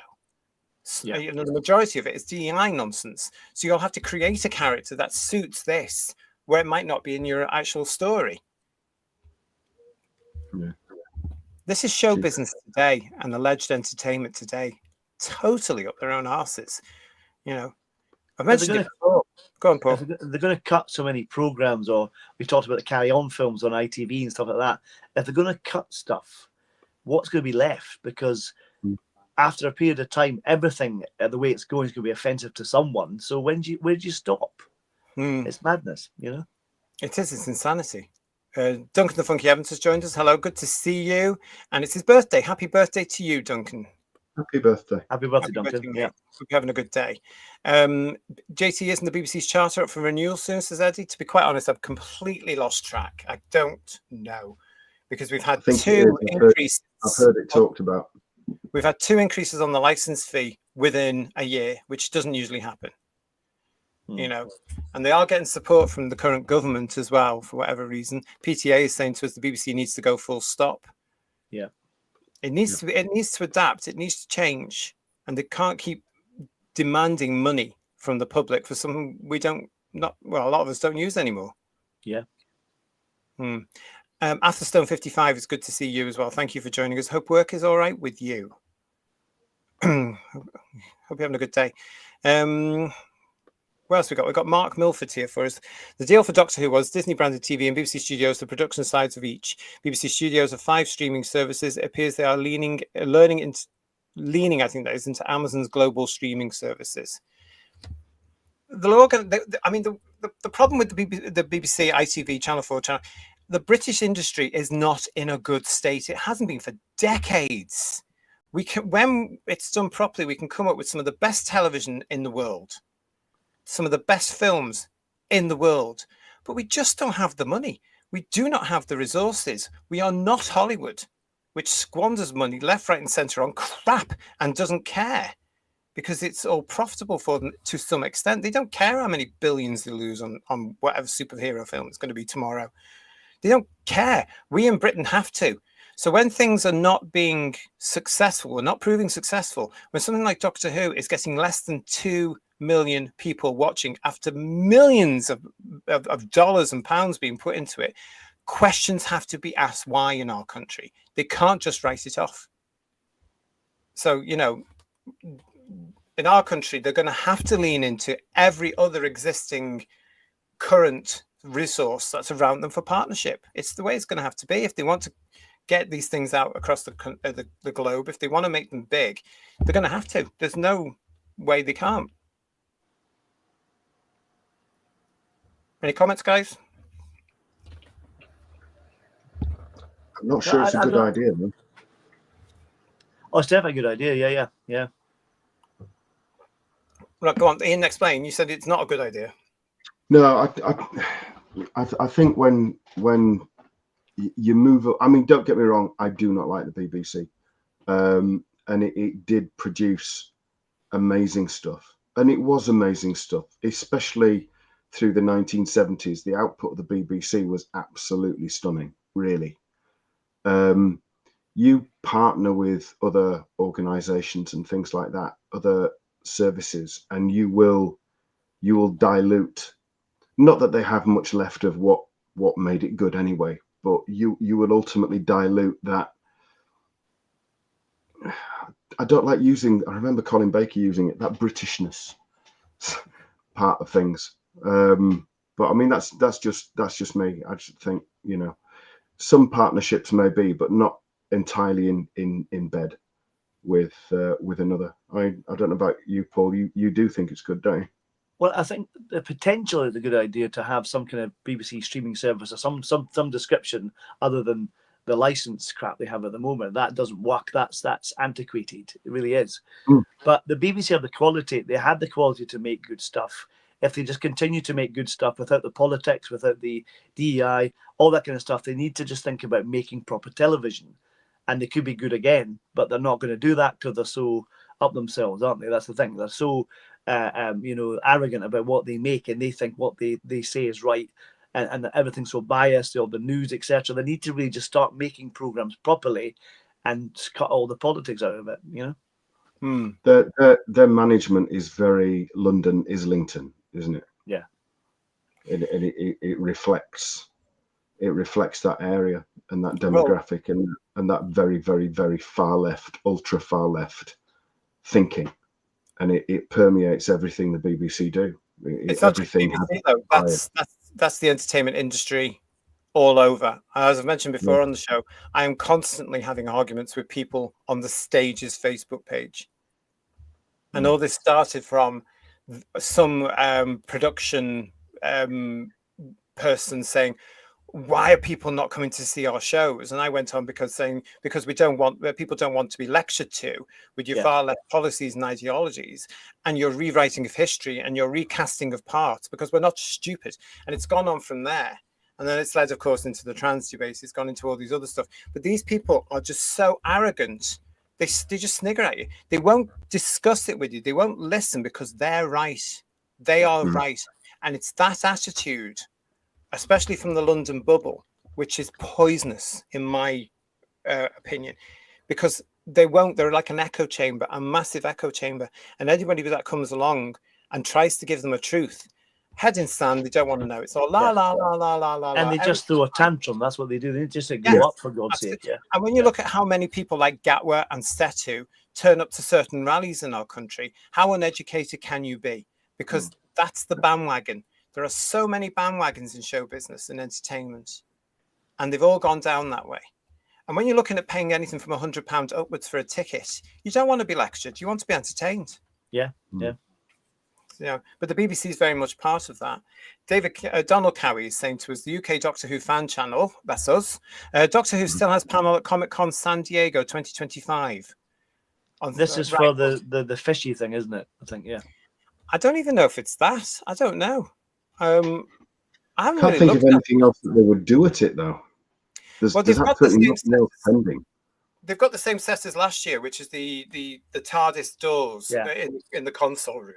Because that's obviously cost them a little bit of money to recreate. So they're bringing it out of storage again so that the fans can have their picture near the police box doors and say they're in the TARDIS. Well, unless I found Marco Polo, I'm not really interested. So No, I'm not. We can only hope, can't we? We can only hope, yeah. We'll be looking at it. We'll be looking at if there's anything new in it. I don't know if they're going to talk about the fish thing or not. But they're promoting it as Doctor Who, but there are no actors there. Right. So what's the point? Well, I tell you what the point is. The point is to desperately try and find an audience. But if you're going to show them something like Space Babies, these are hardcore science fiction and fantasy fans, a lot of whom are pissed off right now. Yeah. They're not going to be interested in Doctor Who. Please don't tell us they're going to give an announcement that Russell's coming back with Series 3 with Billy Piper. I doubt it. Where's the money coming from? I say this to people that saying this all the time. Oh, Doctor Who's going to be back. Right. Are you paying for it then? Yeah. Because there's no money. There's no deal. They're out there right now trying to find new partnership deals, we can assume. But there's no money. It's not going to be on at Christmas, and it's not going to be on next year unless they decide to do two-hour specials towards the end of next year, which they can film next year. Yeah. Sheila B. and the Devotions is saying the current BBC Charter began on the 1st of January 2017, ends on the 31st of December 2027. There you go. Thank you. Thank you very much. Good for that. Gosh, doesn't time fly with this? Yeah. Unbelievable. Who else have we got the chat? Moira Goddard is saying to us, I found the last two series of Doctor Who offensive. Yep. Yeah, they should, as Amelia, I think it was, or maybe it was Paul, as said in our review shows, they should have had a warning at the start of the show saying you might be offended by this nonsense. Yeah. Because we all were, weren't we? Yeah, definitely. Yeah. See, it's selective offence, isn't it? That's the thing. So. Yeah. And Eddie is saying to us, the BBC is run by clueless Oxbridge graduates who don't understand how the entertainment industry works. There's this whole thing, Eddie, and I'm going to agree with you that, you must listen to the young people, which you must to an extent being the so, because they don't know what they're talking about. And at some point, adults should be adults and say, well, no, that's not how we do it. And here's the reason why. Because youngsters are there to learn from adults, not the other way around. I'm not a big supporter of that at all. Because look where we're at now in society, because many people have been bending the knee to kids with stupid ideas, utterly ridiculous. We've got to have the adults back in the room. I don't know what you two think about that. They're just, and they haven't they? Where you just, I remember that it's not just them. I mean, all that what would call themselves the liberal left-wing elite I remember how they were fawning over Greta Thunberg when she came over when she first came over. You know, I remember Miliband or Millipede or whatever his name is, and a few others on this table just looking at her speaking, and it was like the return of Christ. You know, they were like, this is the real deal, oh my God. And it's just ridiculous. They lose all sense of perspective. And yeah, you need the adults in the room. The problem is that bunch that we have at the minute that are in charge of the BBC, I wouldn't really say that they're mature enough to be called adults. You know, when they have to have reviews and investigations to work out whether something was just a really bloody stupid thing to do, like what they televised at Glastonbury. Really? Do you need an investigation to tell you that that was stupid? Because everybody else with an ounce of common sense knows that that was incredibly stupid, but you need to have an investigation first to find out whether it is. They've also forgotten that they are British, because, you know, a lot of these people here don't want to be British. You know, well, they see it as offensive, don't they? They do, yeah, and they're ashamed because they've been programmed to be ashamed of history. Get over it; it's history. And I've seen interviews with some of these idiots from the entertainment industry who are saying, "Oh my God, no, I wouldn't fight for my country. Oh, I wouldn't do this. Britain's terrible." You've got no clue how bloody lucky you are. Yeah, you really haven't. You spoilt brats. Hey, the Carcass is saying to us, television needs to be entertaining. And when was it last entertaining? I wonder. And Lord of Time 73. Nice to see you. Welcome to Whose Views. My father was from the West Indies. They went to see the black and white minstrels in the 1960s. With them sitting in a box seat, the minstrels were rather concerned that night. I bet they were. I bet they were, because they would have been decent dancers, actors, comedians, performers back then as well. They would have been. Lenny Henry was one of them, apparently. So, yeah. Well, who was the other one? There were other black actors. Entertainers that did work with them, though, didn't it? Everybody, what was his name? The bubbly guy, I can't remember his name. Oh, Charlie Chase, was it? I know the guy. He used to do the golden shot after I think Bob Monkhouse or something like that. And Charlie, he was a comedian. Is that right? Going back, I remember his face, and he was always happy when he was on the telly. He was a great fella. But apparently, Charlie Williams. Who? Charlie Williams. That's right. Yeah. Charlie Williams. Yeah. I met Charlie Williams. He was really nice. Yorkshire guy. I think from Doncaster way or something. Something like that. He'd worked down Pitt and everything. Yeah, he was a really, really grounded Yorkshire bloke. Really nice. He took the piss mercifully. He's been on Comedians quite a lot. That comedy show. Right. And they show that on Talking Pictures TV as well sometimes. So, and he'd done all the working men's clubs, so he was tough. Yeah. And he survived the Glasgow Empire. Yeah, you know, so he was tough, so he knew what he was doing. But they would laugh at it back then, wouldn't they? Okay, it came to a natural end where it had to go, really, because it was too much. And that was in the 80s, though, I think, because I remember being on. Yeah. You know, anyway, that's. It ran for a good 25 years, I think, just about, didn't it? To be honest, for a long time. It had a good time. It had a good run, but there you go. So that's it with that particular story anyway there. So watch out for ITVX and for Disney Plus, who are going to be sharing content. I think this is the start of something big for both of them. So some great stuff over the last couple of years from ITV. And they've got a good archive as well. If they use any of their archive material, they've got a lot of good stuff as well, you know. Exactly. Yeah, I see. Great comedies that the Americans may not have seen, or people outside the UK may not have seen, from ITV. And I'm not Rising Damp, for example. Damp. You know, I'm talking about this sort of stuff. You know, great British classics, again showing how good our television was. That it wasn't being made anywhere else in the world. Yeah, it's unique to Britain with British humour as it was. George and Mildred, Man About the House. We could go on and on and on. If you get the chance to meet Eutha Joyce, anybody outside the UK, bloody do it, because she was a legend to me. Yeah, honest to goodness, what a woman! What a woman! Charlie Williams was the next professional footballer, says John Roberts. He was. That's why I remember that. And he was a friend, or he was in the same sort of circles as Forsyth and everybody like that, wasn't he? They all were around about Derby and everything. How fabulous! I bet Disney Plus won't show Mind Your Language. No, they won't. It's a shame because that was funny. The thing about the whole thing is people miss the point. The they're actually mocking. They're not. They're like Till Death Do Us Part or like Faulty Towers. People complained recently that the Major was representing. They put the Major in it to actually, this is their real beliefs. John Cleese believed what he was saying, and it wasn't that way around at all. He was taking the mickey out of people like the Major. And that's what they're doing in Love Thy Neighbor and all that kind of stuff. That they're sending it up to make you be aware of this. That there are people like this. They're not. This is not the writer's views. This is them explaining what these people are like. You know what I mean? Yeah, yeah, totally. And people misunderstand that completely. You know what I mean? So it's bizarre. You know? Yeah. We've got Mark Milford saying to us here, I agree with JT, partnership is the way business is done now, but I agree with Ian, don't lose the Britishness of your media. As an American, I love proper British content, not this Hollywood junk. I have to say, Mark, I think it's far too late. I think the essentialness of what makes a program British has gone. Because I look at some of our output now and I cry.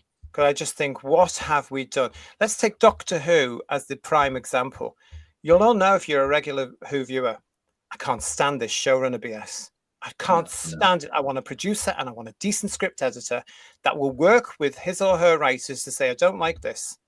And we're going to come to this in a minute of why we need a script editor in Doctor Who, a decent one. Because this whole thing with the showrunner runs the show, clues on the name, gets to kick everybody about. Not that I'm saying people do, but I gets to tell people this, that. No, I don't like that format. I don't like all this. And when everything in Britain now seems to be geared to try and make money to that elusive American, especially market, we've lost something. And I look at some of our dramas now. I look at our comedies, but there aren't any. It's not geared towards a homegrown British audience. And then I'll go further and say, we don't actually have a homegrown British audience anymore because we're so lost in nonsense and noise. You can't really tell what's British anymore because they're all so ashamed of it. As Ian was saying, you can't have a decent advert anymore either. If you look at the structure of the BBC when Bylets was doing it, and they had obviously a Bylets producer, Turnstick script editor, but they had above them people like Ronnie Marsh and people like that who were in charge of, the channel or the controllers or whatever, and they had people to look up to and get, the yes or no to do something. Whereas Russell doesn't have any of that. So he can get away with murder, and he has done with the past two series. If they had someone to control, someone to look up to, like we said, Mal Young before on season 1, things like that would be really, really helpful to have someone to say, actually, no, you can't do that. That's what he needs. He does, yeah, and that's exactly what he's never had. He's just had a load of yes men, echo chamber men around him. Yeah. And I think that's been the problem. But an interesting topic there from everybody. Thank you very much for all your chats on that one. We're going to move on, but I have the feeling we might be coming back to that at some point. Let's keep that one on the back burner, everybody. Let's see what's going to happen. But yeah, we've got onto the subject there of script editing. And one thing I think we were all agreed on when we've just watched the nonsense from 2023 onwards is what was lacking in Doctor Who, the reboot, if you like, the reboot, was a decent script editor. RTD really, in my humble opinion, needed a script editor that was going to turn around and say, this script isn't finished, or take that out, or what you're doing with that, or what the hell does that go to? Because what he tried to do was a series arc for, 16 episodes, maybe a little bit more. Yeah. And none of us know what it is, because there were too many things, weren't there? There were too many bits and pieces. He was trying to be too clever. That was the problem, Yeah. That's what he was trying to do, wasn't it? Yeah. And failing. He just showed he wasn't clever at all, didn't he? Really? Had they had a strong script editor who had the balls to be able to turn around to him to say that, this doesn't make sense. That's not going to happen. And rather than turn around and say, oh, you're wonderful, you're marvelous, you're a genius, as we all know they were going to do, we might have got a more structured series. We might have got decent scripts. We might have got a couple of rejections from certain episodes that shouldn't have been in the bloody show, like Space Babies or the one set in the barbershop. We might have had decent stories. Well, the thing about it, as well as we said, when he did a 13-episode series, you had the light and fluffy episode at the start. That's all very well if you've got 13 episodes. Even then, I'm not sure if that should have been in there anyway. But the 8 episodes, you want to grab the audience and show this is how powerful the show can be. First episode, this is going to be really, really good. Has to be good to grab the audience. And it simply didn't, Exactly. Well, one of the cases that we know about is Space Babies. And of course, the final 2 episodes, we've spoken on Headlines many times now about that missing episode where Gatwa didn't regenerate at the end of the story. He was there having a lovely time, disco dancing, of course, with his friend. What's her name? Belinda. Linda, yeah. Celebrating whatever they were celebrating. And then we know all about that. So that's hit on the cutting room floor. Hopefully never to be seen ever again, because of course it destroys Susan's character as well. Yeah. Shock horror. But anyway, there are other examples now coming out, and it's very interesting. A lot of this is going to come out a lot more now, I think. But this week it was pictured through the BBC social media, Barada Setu at her recording of Space Babies onto audio, because the target BBC book is available, and so is the audio version. So what they've been doing is they were showing pictures of her, stage pictures of her going, that sort of stuff, where she's reading the book, and they've taken pictures for publicity.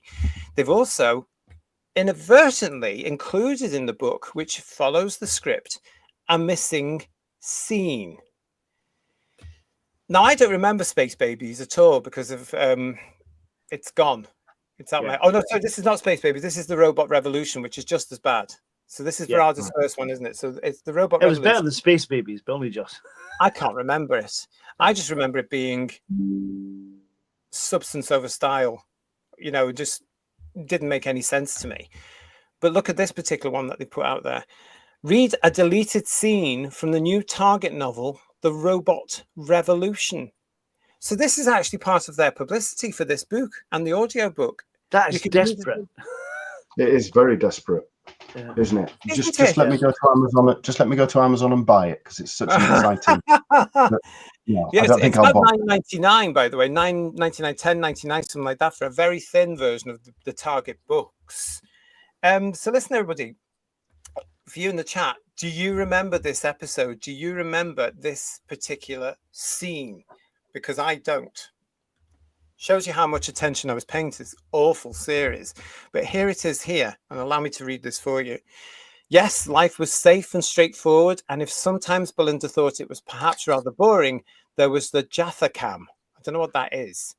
True, there was no sign yet of that travel she'd been promised by the stars.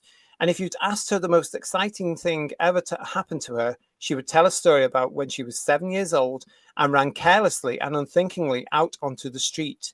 She spied the car zooming towards her and was about to cry out when a man popped up from nowhere, just in time to pull her to safety. Careful, said the man, and then he was gone as quickly as he'd arrived. Whenever Belinda told this story, she used to finish by saying, lucky escape, as if there was really something called luck or fate or destiny. Yeah, so what would that have added to the script? Again, it reminds me of something RTD had done before, which was a running theme throughout these episodes, in Tennant's last story with Luke from the Sarah Jane Adventures. Yeah. Thinking a big recollection, wasn't there a bizarre flashback of her life or something? Wasn't that not repeated in Reality War when she was, I think, rescued by the Doctor? I think it was in something. It may be in a little bit of the flashback when her life flashes before her when the Doctor does something with her boyfriend or whatever happens. Remember that? Do you remember that? I don't remember any of it. To you in the chat. I've got some screen grabs though from the deleted scene. Apparently, it's this. I was trapped in that time explosion. This is from the story. It's from the episode.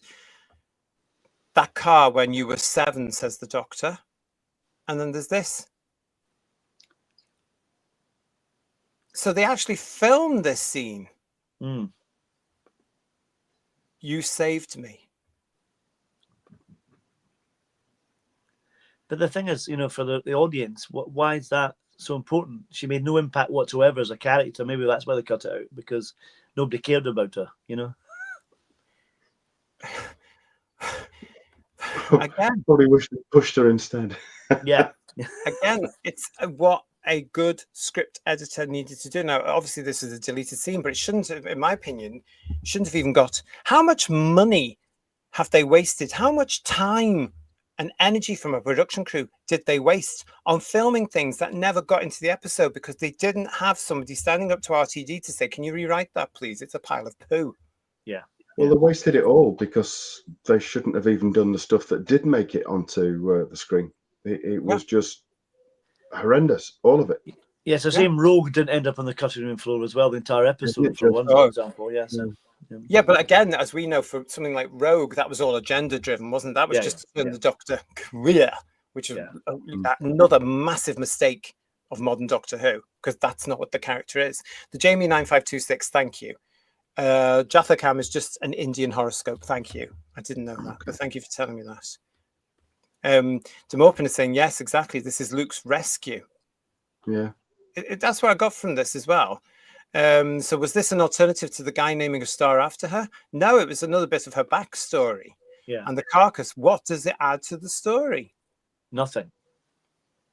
David says they showed that clip in the story in the engine, didn't they? Did they?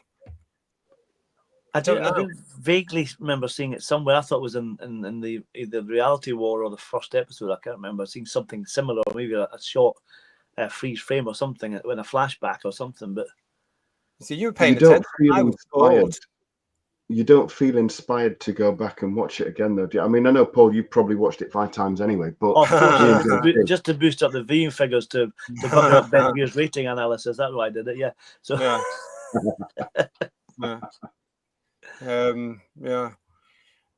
PTA wants to know why the hell did they get rid of Millie? There's a story there. Yeah. Well, that's part of the problem, isn't it? If they kept her, at least they could have had a through-line character development a little bit, because Belinda's just shoehorned in. And the fact she was in Boom and the actor is just really lazy. They did it with Freema, they did it with Karen Gillan, they did it with Peter Capaldi. You just don't be so bloody lazy, you know? It's like... Yeah. But they think it's clever, don't they? They think it's clever, which is why they do it repeatedly. We've got Andrew Parker saying to us here, don't all series of Doctor Who have deleted scenes? Not to the extent that we're led to believe that this lot has had. They didn't, when it was produced by the BBC, they didn't have time to do that. And it was also produced properly. You know, even into the modern era, because they didn't have the money, they didn't have the time, they didn't have the resources, it had to be ready to go. What I think, Andrew, is that they've become a little bit complacent here. Oh, we've got all this money.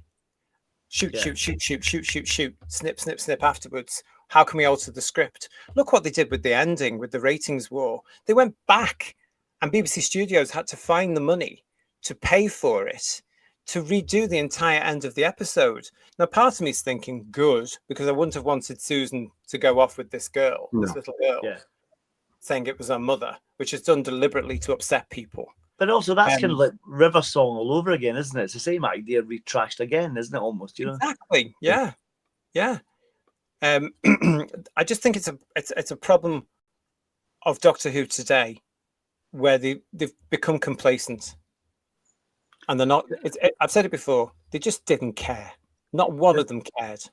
The bizarre thing about this is the idea for me for extra footage for a Doctor episode would be a fabulous idea if it was something from Classic. If they had, you know, when you used to get occasionally extended Battlefield or Costa Fenric, that was brilliant.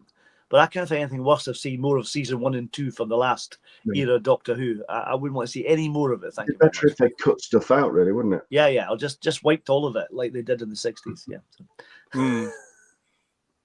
They needed. I mean, Robert Payne saying to us, have they heard of planning ahead? They had from 2022, early 23 to put this together, and it was all down to RTD. I remember when it was announced he was coming back, I've got ideas again now. I didn't see any of them. Well, we did, but we saw the same ideas from the last time we did it. So. That's what I mean. Yeah. There was nothing fresh. Yeah, nothing fresh at all. I didn't see he any. He wasn't just stealing from himself. He was stealing from himself, from Classic, from other people, you know, exactly. Yeah. But I thought this was very interesting, you know, this particular one from BBC Target Books, because again, it just showed to me how badly managed this version of Doctor Who was and how just lazy and uncaring everybody was about it. And they go on saying, oh, we work really hard. We work very hard. I think the people behind the scenes, to an extent, in the production office worked very hard. Certainly the production crews worked very hard. Yeah, a lot of talent were wasted. Yeah, I think everybody else just turned up. Yeah, I think some of them even took the money and ran. But like you say, it's interesting they're trying to sell this novel on the fact that it's an extended scene. It's hardly an exciting adventure with Doctor Who and the Daleks, is it? Let's be honest. You could, if you're doing a novel, you know, like so many of the really good classic targets. If you're doing a novel, there is nothing stopping you expanding it, adding more to it. Look what Barry Letts did with the Demons. There's so much backstory in there that never appeared on screen, and it makes for a fantastic book. You know, you don't just, I can add this scene in because it was filmed. You could add 50 scenes in if you want, as long as it follows the story and gets it to where it needs to go, and it makes it fleshed out and a little bit more realistic. Then great, but Matt532 saying to us, they've run out of ideas. They're rehashing old scenes, no new material, same stories, different actors, and the sparkling of woke glitter. And problem being, saying you can clearly see Millie has been written to be in the second season that the Belinda character couldn't do, or it wouldn't have made more sense. Not that any of it made sense anyway. I'm going to say this now, and a lot of fans of this era get annoyed with me. It was pure DEI casting. Yeah. You know, we even had Gatwa and Setu laughing on the set, saying that they were going to annoy a lot of people because it was those two leading a show, which is just an ist thing to say. Yeah. Because it's not true. And the way they judge people by their standards is disgusting. And that's the other reason I don't like either of them. And I've got no time for either of them. It's funny, that thought had crossed my mind, the fact that we're an all-black cast. You know, it's like, I don't really care. Good for you. But I think the big mistake they made was not having Millie in the second season. That was a big mistake, really was. Well, they should have just let Millie Gibson go across and just get it done. As you said, and just have her continue, and it would have been better. But no, she had to have all this PTSD stuff from being out in time and space. Lame. Kerry Avon is saying, after seeing what they did to Sutek, I cannot understand why Disney didn't step in and force Bad Wolf Studios to allow the more saying what they were doing with their money. The problem is some of the executives from Disney Plus aren't going to know who the hell Sutek is. They're not fans. Yeah. They're from America. They're not interested in the back catalogue of Doctor Who. They're not going to go and sit through 50 years worth of or 26 years worth of superior time travel telly. They're not going to bother with someone at the BBC should. yes. Yeah. This is my Russell, fear. I'm And I've looking said at you. it before. Yeah, so- My fear is it will come back now based on the crap we've had for 20 years. Yeah. And to any new production team, I would say, no. You go back to 63 and 89. That is Doctor Who. That's where you learn. That's where you understand what the character is. The RTD, Moffat, Chibnall reboot, in the bin. Ignore it. Go back to the original stuff and learn who the Doctor is. He's not this shape-shifting, gender-bending, mincing ninny. No. Go and look at regeneration is not a superpower. Remember that as well, please. Thanks. We must get on to the regeneration topic in a few minutes as well. Lots and lots and lots of you in the chat with us tonight. Keep your comments coming. It's great to see you all. Thank you very much for that. Marie UK, thank you for your super chat here. Shooty couldn't do suspense on a tightrope. It's something I'd like to see, though. Yeah. Without a safety net as well, that'd be quite good. That'd be quite funny to see what would happen there. Really high. I'd pay money to see that. Yeah, definitely. Yeah. Oh yeah, I'll be with you there, mate. That'd get loads of millions of viewers. That would, I think. Yeah, it would. Yeah. But thank you for that, everyone. We're going to move on now to the next part, subject we've got, the next story we've got, which is Mark Gatiss. Not one of my favorite people, I have to be very honest, but he does have a new TV show coming out. Now, it's very interesting because over the last few weeks, I've ignored the publicity for this show because it's come out as being queer television, which is an insult, a homophobic slur, and I cannot stand it. However, in the last couple of weeks, that seems to have been forgotten and changed. This article is again from the radiotimes.com, and this is where Doctor Who writer reveals how John Pertwee helped shape his bookish detective. Mark Gatiss plays Gabriel Book in the new You and Alibi series, which he also created. Now, for Ian and Third Doctor Andrew, and for Mrs. Pertwee, got everybody out there as a big Pertwee fan, you might recognize, because I certainly did, certain ideas in this article coming out to the point where you just know that Mark Gatiss is indeed a Doctor Who fan. Have a look and see what I mean. Mark Gatiss has both created and stars in new You and Alibi series Bookish, a detective drama about the owner of an antiquarian bookshop in 1946. Gatiss, known for both his writing and acting on shows including Doctor Who, plays the central character Gabrielle Book, who also helps the police to solve crimes. Meanwhile, he is married to his childhood best friend Trotty, but is secretly a gay man living at a time when homosexuality was illegal. Gatiss recently spoke exclusively with Radio Times for our new interview series, the Radio Times Writers' Room, the full video, which will be available if you're interested from the 16th of July, when Bookish is released. While in conversation, Gatiss revealed that he had always wanted to play a detective, but when it came to actually reading the lines for the first time, he struggled with how to approach the character.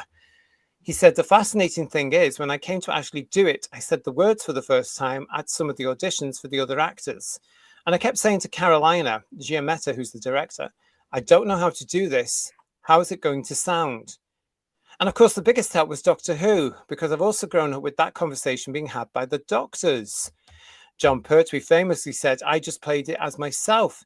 He'd never done it before. He'd always put on funny voices. And one of the reasons his doctor is so great is it's so straight, and yet he's such a funny man. But it was a really intriguing thing for me. Thank God I had a bit of time, Gatiss added. And then eventually you sort of think, oh, I think that's working, that. Or, oh, I think that's working. That's not. Let's try that. So it's a combination, really. It's on the page, and I know what it sounds like in my head. And then you actually have to think about how it's translating. Bookish, which also stars Polly Walker, Elliot Levi, Connor Finch, Blake Harrison, and Bukit Kumar, has already been renewed for a second season, which will soon be entering production. So yeah, this whole thing that he's put there, it just smacks of conversations I've seen before in the past. Yeah, I mean, there's no disputing the fact that Mark Gatiss is a Doctor Who fan. We all know that for a fact. I mean, he's definitely a fan. He was there for season 1 of New Who, and he's was gushing about the fact making Doctor Who was one of the best things he's ever done, and he's a fan, etc., etc. I don't mind him as a performer sometimes, but he's more of a caricature performer like League of Gentlemen. I've seen clips of this particular drama on various YouTube channels, etc., and it's kind of like, it's a bit of a caricature. It's not really real. So he's not doing a John Pertwee on it. He's not playing it straight. In fact, I think it's slightly affected and a bit unbelievable, to be honest. I find him, generally, my personal opinion, I find him a little bit arrogant, a little bit creepy, and a little bit seedy. He's not a person that I particularly care about. In the wilderness years, I liked his book Nightshade. I thought that was a really good book. That's probably where I think he peaked, to be quite honest. I didn't mind The Unquiet Dead, to be fair. It was a good story in that first series, to be honest. But you know, in the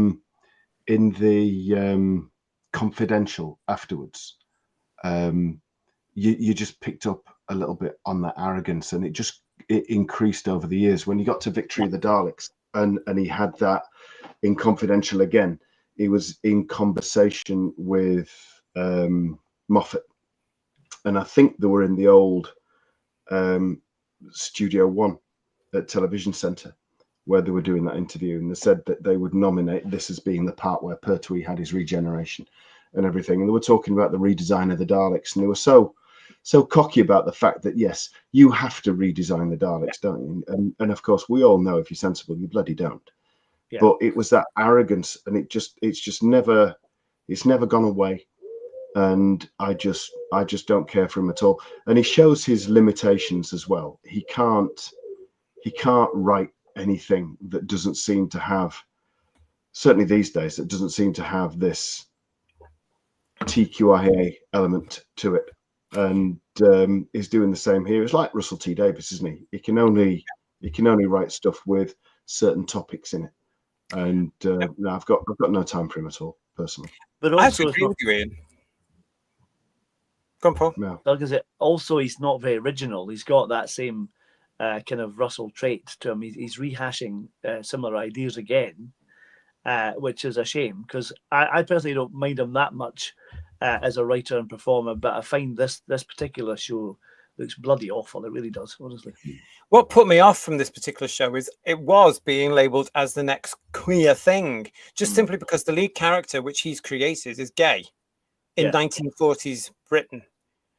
So that, you know, from the point of view there, he's also working with the police. So he must be working very, very hard to keep the homosexuality a secret for the simple reason the police would nab him. Yeah. Probably beat him up and stick him in a jail for 20 years in 1940s Britain. But I do agree with you, Ian, as well. I think I've seen a particular change in Gatiss over the years. He's become very arrogant.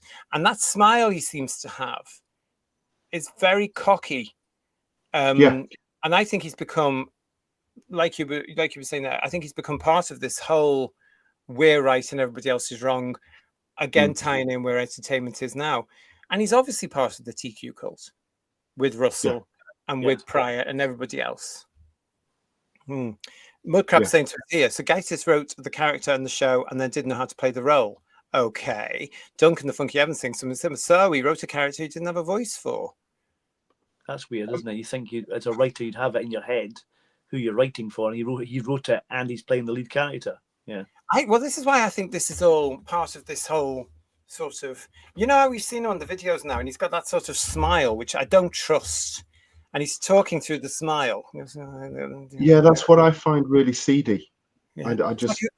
I can see him, though, Ian, doing that with this Radio Times journalist and anybody else. And I couldn't find the voice, you know, and I had this problem. And I think it's shallow BS. I think it's nonsense. I think it's trying to elevate it into something else to say, look at me. Yeah.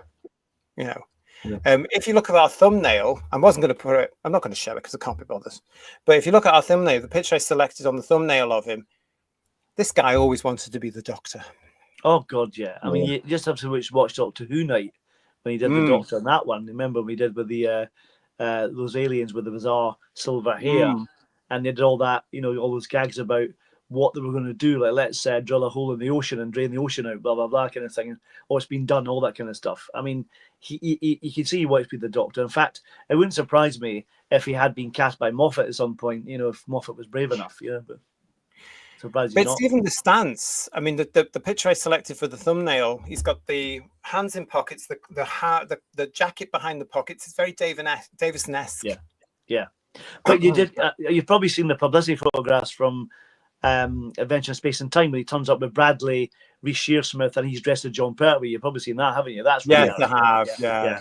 Just awful. Yeah. We've got here Andrew Parker saying to us, Gatiss is in the new Fantastic Four movie, which I didn't know. I was horrified when he turned up in the Mission Impossible, the last film, last but one. What was that? Number 7. I thought, what? How is he getting the lucky breaks? You know, I think it's because of the connections. I think it's because of the networking and people who know people and people who know people personally. And I don't care if he gets to know about this because I just. But he's in the Fantastic Four. There's a bit in the trailer I saw recently. There's a presenter, like a TV presenter, like a game show host type person doing some kind of narration. He's doing that, and he's very cheesy in it. But in fact, the whole film is quite cheesy. Fantastic Four, doesn't it? But doesn't interest me. I won't be going to see it. I won't be going to see it now. I know he's in it either. I've heard mixed reviews about Superman as well, so we'll see what happens with that. Yeah, we've got here from Legion of James. I'm sorry, but when I heard the queer TV tag, I was immediately not interested. To be honest, the fact that I'm a closeted gay character, the fact that it's a closeted gay character in this climate is too full of potential for ideological agenda drivel.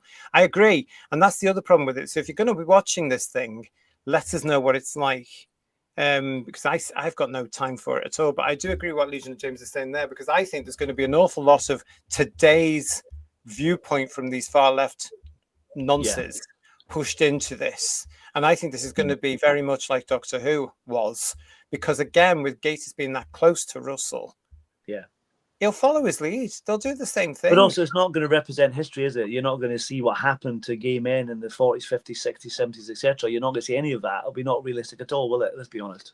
No, exactly. Well, look at Alan Turing, who was a real brave character and an absolute country-saving genius for what he did. Yes, of course. And he was a gay man that worked so hard to sort of like just keep himself on the straight and narrow. Who was effectively used by the country and then chemically castrated and then ultimately driven to suicide. You know, I mean, let's see if Gatiss tries to make light of that situation or a situation like that, you know, or will he skirt around it?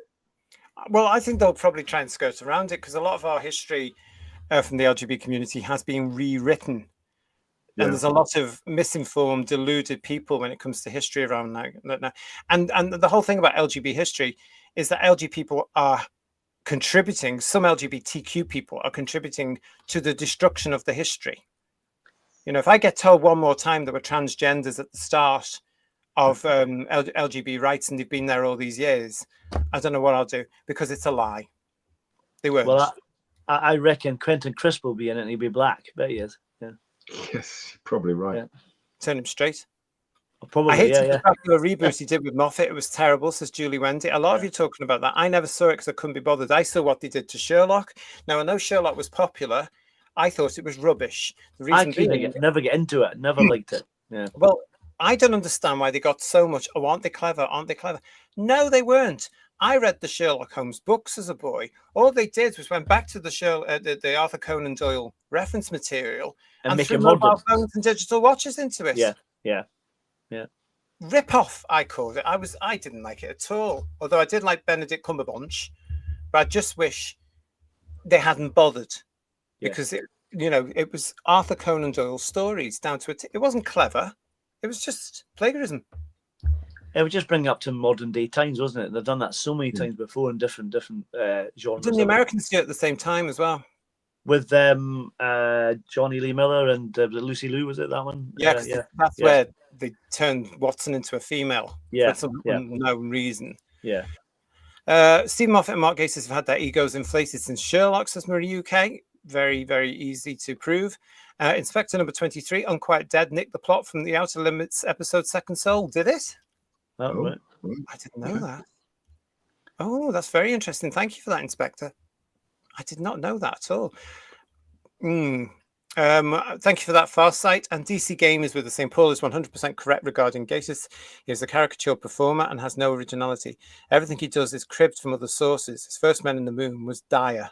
I didn't watch that either. I did quite like some of these things he did in League of Gentlemen, which you never get away with now. You know, some of the catches that were quite funny, I have to say. The vet he played, obviously based on Peter Davison, was quite hilarious. I like that character. But... This is what I mean. So if anybody is going to be watching this bookish thing, who's he basing the character on? Yeah. I reckon it will be a mix of Davison's Doctor and possibly Pertwee's. Yeah. It doesn't look very good for the clip I saw anyway, but I was a bit. I haven't seen it because, as I say, when they started talking about, this is a Q thing. Yeah, so it's not for me then, is it? And that's the danger when you start publicizing it this way for a minority. The majority are going to go, not for me. Switch off. Yeah, that's the danger. Paul Richards saying, "Go on, Paul." I was going to say it's incredible that it's already commissioned for a second season and it's not even been shown yet. You know.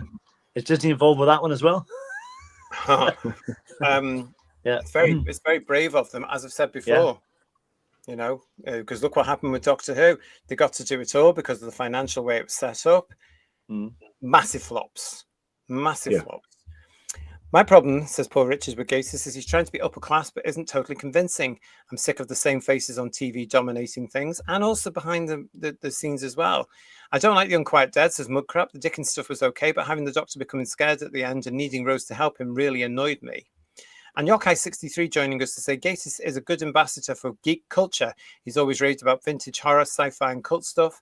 Not keen on his new Who episodes, but Nightshade and Last of the Gathering are smashing books. And that's when he was normal. Yeah. I actually don't mind Victory of the Daleks until the Teletubby Daleks turn up. I love the kind of homage to Power of the Daleks. It's a bit pretentious, but I quite like it as those kind of army Daleks. But the bits when the multicolored Daleks that the turn up, I don't like that at all. I thought it was. It was nice to see Daleks with a different livery for once. Yeah, wasn't it? For a change. Yeah. I thought it was ridiculous because I remember when the airplanes go into space thinking, bloody hell. Yeah. Well, that was a rip-off from Star Wars, wasn't it? Because Star Wars did, when they edited Star Wars, they cut in the dog fights, didn't they, to show the effects people what they wanted to do. And that was obviously a rip-off from that, wasn't it? Let's be honest. You know? I just think they were desperate for some sort of action sequence and that's all they could come up with. Absolute nonsense. I just thought, where are we? This is a parallel world now. Where are we? Because there's no way Churchill would have let that technology go. Let's face it. Steve Henley, Robot of Sherwood, was terrible, and the Idiot's Lantern ripped off Sapphire and Steel. Both of those two, I have forgotten. Yeah, Eddie Atlanta's terrible, awful episode. Yeah. And we've got here Tony Crosby. Beware, JT. They haven't cast a new one yet, and Gatiss is probably auditioning. I don't think he's ever going to get it now, to be quite honest. No. And don't forget, he is also white, which currently the show business industry don't really like. I think Gatiss and Briggs between them have got equal amounts of desperation to be the Doctor, haven't they? Well, Nick Briggs has done it, hasn't he, with audio visuals, and then even in the comics as well. At one point, remember, he had an image of him there. They did it on him there, didn't they? Yeah, with the toothbrush in the pocket, trying to be quirky. Yeah. Philip Roy saying to us, I have to say, Gatiss was very nice to me when I was an extra on Sherlock. I should hope he bloody was. Spoke about old being black and white horror films in the dinner queue. Said good morning to Stephen Moffat. He looked me up and down and blanked me. That doesn't surprise me either. Yeah. No, it doesn't surprise me. But there you go. So that's on the way. So that's bookish. And it appears that, according to Gattis, John Pertwee helped him find his character. Well, that's interesting. He did dead since 1996. Anyway, but John Pertwee would be, who the hell are you? Yeah, but it also seems to be that how Gatiss will be playing this is mainly as himself. Yeah. So there you go. Let's have a look and see what's happening there. If you're going to watch it, please let us know what you think. Another thing that they've ruined, as Paul is often saying on the show, is regeneration. And regeneration has been such an important part of Doctor Who. It was what made the show successful. For all of us from a previous time, i.e. proper Doctor Who, regeneration also marked the death of one version of the character and the birth of another. It was a transition period. You had to say goodbye to your Doctor and you had to welcome in the new one, whether you liked it or not. And it took some time in some instances for some of us, I am sure. But in recent years, as Paul has been pointing out on the show, it's turned into a farce and it's used willy-nilly. Now, this has started to get noticed by other commentators too, and I want to point you to this particular one here. From DoctorWhoTV.co.uk, regeneration has lost all meaning and Doctor Who is starting to look desperate. Now, I've been wanting to talk about this particular story for such a long time. This came out at the end of June. We just haven't had the time. We do today, so I'm going to put it into this one now, and I'll be very, very excited to hear what you all think about it, especially that one down there. The story continues. I never thought, says the writer of this on DoctorWhoTV.co.uk, that I'd be so disappointed by a regeneration scene in Doctor Who. These are the moments that should define the future of the show. Regeneration is supposed to be a turning point, a fresh start, the spark that sets a new era in motion. But instead of feeling hopeful, I just feel tired. Once again, regeneration has been drained of meaning and reduced to a gimmick. When the 15th Doctor bowed out, I was ready to embrace the unknown. Instead, the show immediately pulled us backwards. Billy Piper appeared, not as part of a carefully seeded arc, but as a sudden, showy twist. Doctor Who used to be too smart to rely on this kind of shock tactic. And to be clear, I admire Billy Piper. She's a brilliant actress who gave Rose real depth, warmth, and complexity. This isn't about her. It's about what this kind of stunt casting says about the state of the show. We've already been down this road with David Tennant's return. That was meant to be a one-off, a nostalgic curtain call before the series moved forward again. But instead of leaving the past behind, the show now seems determined to reopen it. First Tennant, now Rose. Who is next? The issue isn't the characters themselves. It is that their returns feel less like creative decisions and more like acts of pure desperation. The sense of unease only deepens when you look at the broader picture. Ratings have been poor, even with Disney's involvement. The excitement that once carried the show has slowed to a crawl. RTD, for all his past brilliance, seems to be turning to familiar faces instead of fresh ideas. The bi-generation twist was the first sign of this shift, an unnecessary complication of a long-established concept. Now with Rose suddenly back, the show seems more interested in comforting familiarity than in pushing boundaries. Honestly, is it really so difficult to return to what made the show successful before 2017? It was not perfect, but it had a clear sense of itself. It gave us new doctors with distinct identities, new companions with meaningful arcs, and stories that respected the past without being shackled by it. The show trusted its audience. You didn't need to break a formula that didn't need fixing. In recent years, we've seen a show retreat into convoluted lore, bend its own rules, and lean more and more on recognizable faces and names to cover a growing lack of confidence. The problem isn't change itself, it is change without purpose. Right now, the central pillars of Doctor Who, regeneration, reinvention, forward motion, are being hollowed out in favour of short-term spectacle and social media buzz. That is not creativity. That is panic.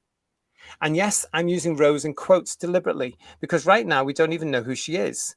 Yes, Gatwa's Doctor regenerated into Billy Piper, but she has not been credited as the Doctor. Whether she is Rose Tyler, Bad Wolf, The Moment, or someone else entirely remains deliberately vague. But that ambiguity doesn't feel like narrative intrigue.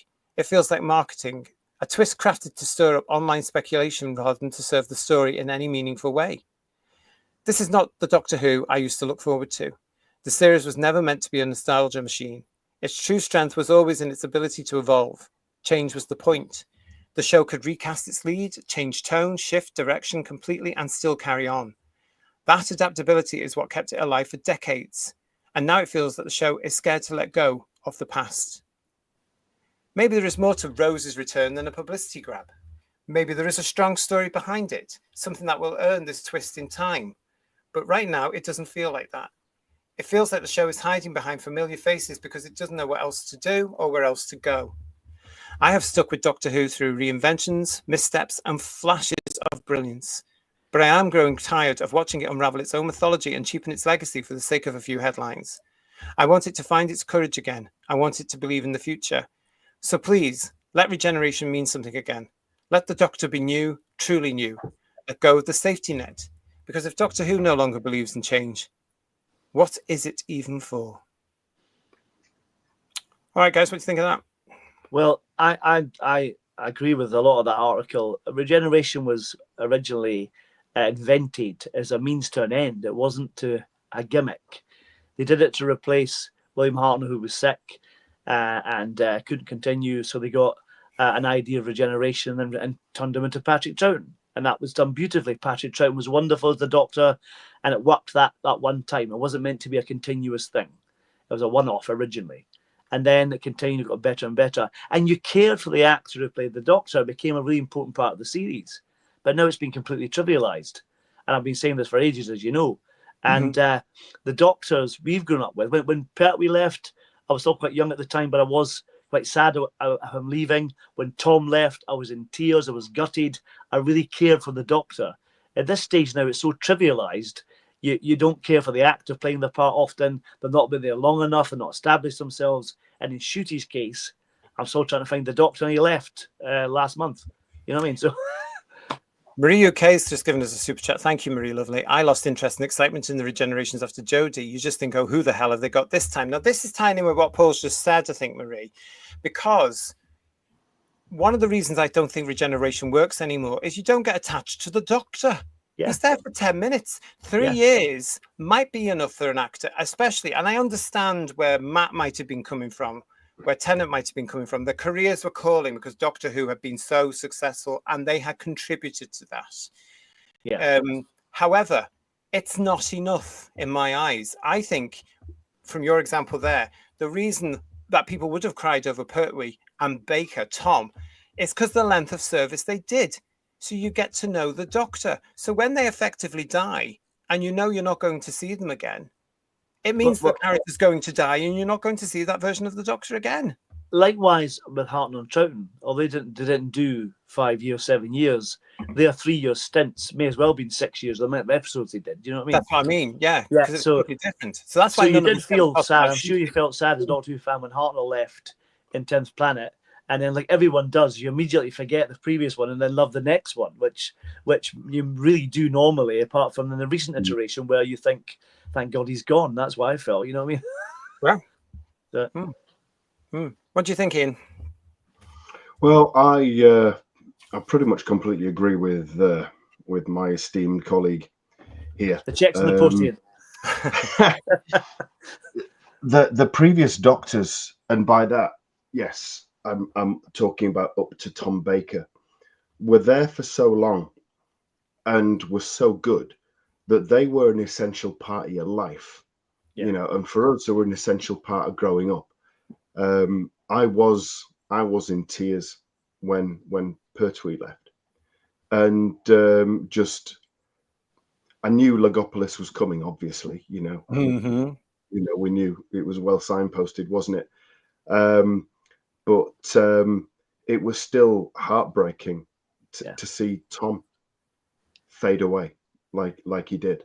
But they got under your skin. They became part of your life. Of course they did. And Peter Davison was great, but ultimately, I wished he'd never had that conversation with Pat Troughton and maybe done a fourth year. That would have probably 3 years isn't right for the Doctor. 3 years. I understand why Troughton said 3 years, because he did 3 years, but he did, like has already been said, it was on 48 weeks of the year.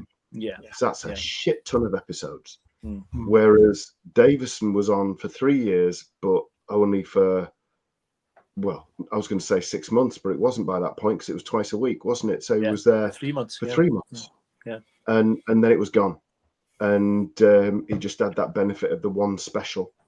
And you realised then what had gone before and what you'd missed, you know. And that they aren't around for long enough. I know Colin Baker's wasn't his own fault, although I found his Doctor quite jarring just because of the ridiculous garb that he had to wear. But imagine if he got 8 years that he wanted to do and beat Tom Baker's record. Remember that? Yeah. And the same for Sylve, really. He needed way more episodes than he got, but they were desperately out to try and bury the series by then. Whereas now, it was a shame with Eccleston. Tennant, he went while it was on a high, fair enough. And Matt Smith was great, I think. He was probably the most genuinely doctorish one out of the lot of them. Even better than Capaldi, because I think Capaldi never really got a chance to show what his Doctor would have been like, because he was so badly served with shite scripts. And then it went to Helena Hancock. It was already starting to, obviously, with all the TQI bollocks that they were scripting in. But obviously then it went the way that it did. But they were eminently forgettable, and they were never really Doctors, were they? But yeah, I mean, regeneration was huge. It was massive, you know. And you're right. By the end of War Games, it had been there just to facilitate the intro of Troughton, and it was a Time Lord that said, "You've changed your appearance in the past. You're going to do it again." But it wasn't really stitched in then that every Time Lord did it. That sort of like came later and was sort of like cemented in Deadly Assassin, wasn't it? But it was huge. It was massive, and it's now trivialized. You know, with Capaldi doing a fake regeneration and River Song giving all her regeneration energy to the Doctor, it doesn't work like that. It's not a superpower. It's like Matt Smith did the same thing. River Song broke her wrist or something, but which is been held on by a weeping angel, and he regenerates her wrist better. I mean, really? Yeah. You just don't do that, do you? You're absolutely right, and it does trivialize it. It did make it quite embarrassing, and it's also every Doctor did it differently. It was always different, and I also like that. But also felt in Sons of it also felt like a real bereavement because your Doctor was going, whereas now there's no danger. I've said this. I repeat myself now, but there's no danger. There's no there's no tension for the Doctor when he's dying. You don't even know why he's going now. I mean, why did Ncuti regenerate? He regenerated because he wanted to save the timeline that no idea. The baby was in. I mean, why is he doing that? Sacrificing he wanted to use his regeneration energy to alter time or something. That's never what it's been about. And when River Song gave Matt Smith's Doctor effectively all her regenerations, well, surely that's the same all thing, isn't it? Yeah, but that's all the Master needed to do then in the 5 Doctors, isn't it? Not being offered an entirely new life cycle by the Time Lords. It could have just been given it by somebody else. He's going to Gallifrey's TK Maxx or something and get regeneration off the peg, that sort of thing. This is the reason, viewers, why the reboot version really has nothing to do with the classic. They might say it's Doctors 9, 10, 11. It's not. I mean, Chibnall even recreated the character, so it's not even the same Doctor anymore. But one of the things with regeneration, I think, alternate universe, JT. I swear blind. I don't even think it's alternate universe. I just think it's worth scrapping and forgetting. To be quite honest, I'm going to be very harsh. Because when it comes to certain things, the overuse of the sonic screwdriver being another one. But regeneration itself is just a gimmick, as you guys have pointed out, and what you were just saying there.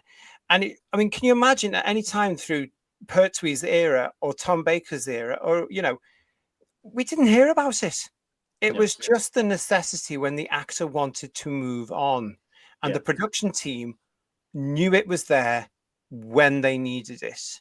Yeah. You know. And that's the beauty. You know, I think back to things like Destiny of the Daleks when Romana's regeneration's in it. That's the closest we ever got to the thing being looked at in the whole of Tom's time until Legopolis. And that was kind of that was a joke, wasn't it? Yeah. It was something to laugh at. You It could wasn't a see Douglas serious Adams intent, in that, was it? couldn't you? Yeah. Say that again, Ian? You could see Douglas Adams in that, couldn't you? Yes, you could. Yeah. Nowadays, Kena having laryngitis as well. That was Douglas Adams too. To be honest. Of course it was. Yeah. Nowadays, if they did it, it would all be DEI led. Yeah. You know. But that was the. I mean, I remember Destiny of the Daleks as a 9-year-old. That introduction to Romana, thinking, "Oh yes, this is what the Doctor can do. Yeah, this is what the Time Lords can do." But we hadn't seen any other Time Lords using it. We certainly hadn't seen an agenda change, because Romana, all her bodies were female. End of story. That's it. You know. You mentioned the gimmick with Capaldi when he started. What the hell was that about? No. Yeah. All of it. That again, it's just another element of proper Doctor Who that they've decided to use as a toy. Yeah. And where it always reminds me, regeneration now, of why Nathan Turner got rid of the sonic screwdriver, because it was a convenient plot device. Now so is regeneration. And that, as you said before, Paul, the whole thing about regeneration is it's the death of the Doctor. Yeah. And it should only be there when he is dying. It trivializes the whole thing, you know, and then you get this bloody by regeneration thing, which is utter nonsense as well. I can't understand. And he actually said, Russell said on one of the confidential things, Unleashed, whatever it's called, you know, that he imagines the Doctor is still there. If you go through the logic of classic Who or even new Who, it makes no sense. Imagine Pertwee going off in the TARDIS and Troughton still on Gallifrey, for instance. How's that going to work? You know, it's like bizarre thing. Hartnell's trapped at the South Pole. Freezing his arse off. You know what I mean? What's going on there? You know, honestly. You know, exactly. It doesn't work. And he didn't think about it. And he put it in thinking this is going to be clever. This is a new thing to add to the mythos. And then all the fans come along and say, well, this doesn't work because this, and this. And so he tried desperately to come up with reasons. Oh, this is what this is about. This is what it didn't work. It doesn't work. This isn't a soap opera. It's a science fiction family drama. Yeah. You know, and we all know that when the Doctor regenerates, he becomes part of his own time zone. Yeah. You know, that Doctor is still around already. Let's look at the 2 Doctors as an example, where the second meets the 6th, because it's one of those rare. You know, what did the 6th Doctor say? When you travel around as often as I do, or as much as I do, it's inevitable you'll run into yourself at some point. And also, the reason why it happened was because Kurtz and Reimer were doing these experiments with time, and it was causing rifts in time and stuff. That's why they crossed over, wasn't it? So there's no reason why you can't do that in current Who. You don't need all this bioregeneration nonsense to bring back old Doctors, do you? Let's be honest. Yeah. And I just think it's... I mean, they've all got the production style now because of Russell's dictate is all this golden glow stuff. Ian, I prefer it when the director was allowed to do it the way he wanted to. Yeah. We had the beautiful moment. I remember crying in 81 when Tom to the Watcher, to Adrian, to Peter. And that music was so moving. Yeah. It was. Music. Yeah. It was. And then the impact of the 5th Doctor to the 6th, completely different, because Graham was allowed to do a Beatles roundup, as we all know. Yeah. You know, but now it's boring. See, when they do these things where they compile all the Doctor's regenerations, I get bored from the 9th. Yeah, me too. Yeah. Because it's the same. And it's all the standing up as well. The Doctor's meant to be, dying. So he should be lying down. He should be lying down, really, to be honest, because you can't die standing up. Let's be honest, really, unless you hit the floor. But he never hits the floor. You know what I mean? It's a bizarre thing. It really is. It doesn't make any sense. And yet, I think they got the nearest to that with Capaldi, because wasn't he supposed to change in the Cyberman thing? That's why. Yeah, they're lying down with that lovely flashback, kind of based on Logopolis, great, lovely, and that's how they should have done it. To be honest, yeah. Andrew Parker wants to know, were any of the regenerations a surprise for viewers at home? Yes, they would have been, especially in 1966. That was a shocker. Yeah. That was a shocker.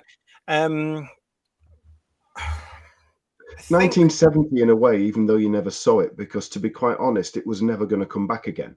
So it was a filler, really, wasn't it? Because they hadn't got a replacement. So they went with another series, and bang, here comes this new Doctor.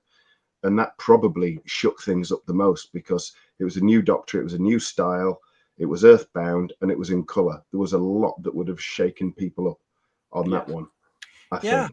Yeah. But that was the whole point of the beauty of regeneration as it was, because as the show moved through its original 26 years, I still think the Pertwee to Tom Baker one would have been a shock to the public, even though they knew Pertwee was bowing out, because they didn't know who Tom Baker was. Yeah. But as a kid, you didn't know. As a kid, you didn't know that John Pertwee was bowing out. You had no idea. Yeah. I remember all the adults that were around with the kids at the time, they knew this was coming. But yeah, you're right. The kids at the time, I remember, I have a vague memory of being absolutely, what's just happened? What's just happened? The 10th anniversary special, which came out just at the start of Series 11, gave you that situation where you had an idea of what all the stories were coming. That was unheard of at the time. Yeah. But I remember that the entry for the Planet of the Spiders was just pretty much about the crystal, and it just ended by saying the Great One or whatever, or the spiders on this planet want it back, and that was it. It was this is the end of John Pertwee's Doctor. Nothing. It was just, I remember seeing a stop press thing in our local paper for Tom leaving. It was before it was on the news, and it was like I was completely shocked about 4-line Doctor Who actor leaves Doctor Who will be next, sort of thing, something like that. And it was like, oh my god, and I couldn't believe it. And I saw it on the news, and I was completely gutted. It was like losing a relative. As horrible as it was. It was because you'd gone on so many weeks' adventure with this person. And that's, as I said at the beginning of the segment, we have an attachment to the Doctor. Yeah. So when the actor decides, for whatever reason, to bow out and to go on to do other things, as a fan, we feel it, because, and in the original 26 years, especially with Pertwee and Tom, the nation felt it for a difference as well. But they did come back. They came back for Tom Baker, they came back for Peter Davison, they even came back for Colin to an extent, because by then regeneration had become special. It had become the meaning of a new start for the show, in a sense. Marjorie is saying to us, they turned the regeneration into a running joke and it's lost all its magic. That's exactly what I think as well, because it was magic, because you knew at some point this thing might happen, but you didn't know when. So when it was announced on the news that the actor was going, that's when you thought, oh, hang on a minute, how's it going to happen this time? I think part of the problem, as I said in the article, we had David Tennant regenerate from Jodie to him, and then we had a quick succession after 3 episodes. He turns into Ncuti. That really they should have not had David Tennant at all, and started with a new guy, whether it was Ncuti or someone else, but started with them and made that the reboot. You know what I mean? Yeah. Exactly. We've got Philip Roy saying to us here, I think the rot set in when Tennant went on his 3-week farewell tour before regenerating. It's basically death, but then the cells regenerate. You can't put off death. Again, this is where I remember that as well, thinking, what's going on here? They did it with the 11th Doctor as well, to an extent. What's going on? That's not what it should be. He shouldn't have had that farewell tour. That was more about that was more about the production team and Tennant leaving than the Doctor dying. Yeah, that was them saying, oh, look what we've done, because they were all going, don't forget, they were all bowing out. Look what we've done. Aren't we brilliant? And we did these spin-offs, and we've done this, and we've just done that. Aren't we fantastic? That's what that was about. I don't mind it so much now, but I remember watching it at the time, going, come on, get on with it. Come on. Well, that's what I've said many times before, isn't it? You just die. Stop giving him these bloody great big speeches, which has now become some sort of tradition, sadly. Yeah, and just get on with it, because the character the story should be so great, like the Caves of Androzani, where the character has a reason to regenerate, because the Doctor isn't going to do that willingly. the build up to that regeneration is brilliant when he's carrying Perry through the Androzani Minor desert and stuff, and then all the explosions are going off, and he gets into the TARDIS and he spills the milk and everything. It's superb, really well done, you know. Really all the time with his thumb on it. He didn't have a bung trying for to keep that, a little bit left so Perry can have it. Superb stuff. Yeah. And the fact he only knew Perry for one story before that, unless you look at Big Finish nonsense. But you've got that short relationship, and he saves her. But that says an awful lot about the Doctor, especially the fifth Doctor. This was a new girl. He doesn't know her. They've known each other for a day, maybe two. Yeah. He could have left her there, but he doesn't. Yeah. He saves her life and then dies. Let's have a look, see what they're saying in the chat. Derek Hart's saying to us, I'm tired how regeneration since Christopher to David okay, but since then, no imagination to do regeneration, getting rather annoyed that fans having go remake from classic series. Sorry, Derek, that's not come up properly there. Frankie Stanager is saying to us, Jodie and Gatwa only saw Doctor Who as an acting job, sadly. I'm absolutely, yes. I agree with that. I also think there's an awful lot of agents saying to actors, oh, if you get this role, it's going to make you big in America. Yeah. And it didn't. It didn't. Paul Richards saying to us, the bi-generation really damaged Doctor Who. It's no substitute for regeneration. And again, any future production team need to admit that. Get rid of it, jettison it, don't pay any attention. Go and watch 63 to 89 and rediscover who the Doctor is, because he's the one that can save the show. Kerr Avon is saying to us, the Doctor, if there is one they cast member needs to commit for at least 5 years, and whoever the next streaming partner may be, you need to have them do at least one series to see if they can do it. And then you play around with, let's contract you for another 3 or 4. But it's also, the fact is, they've got to change the format in a sense, because no actor is going to commit to 5 years, because it's 5 years of their life, especially if they're traveling to Cardiff every day. They've got to look at the whole format of this. How many episodes a year are you doing? It's got to be more than 8 and a special. It's got to be more than that, because we don't know who the Doctor is. You've got to have a decent actor. Well, when you look at the Star Trek series in America, and I know some of them have been horrendous, and the most recent iteration is the Strange New Worlds thing, isn't it? And they seem to have people on reasonably extended contracts there. I think it's probably with the proviso that they get a new season every time they're committed to it.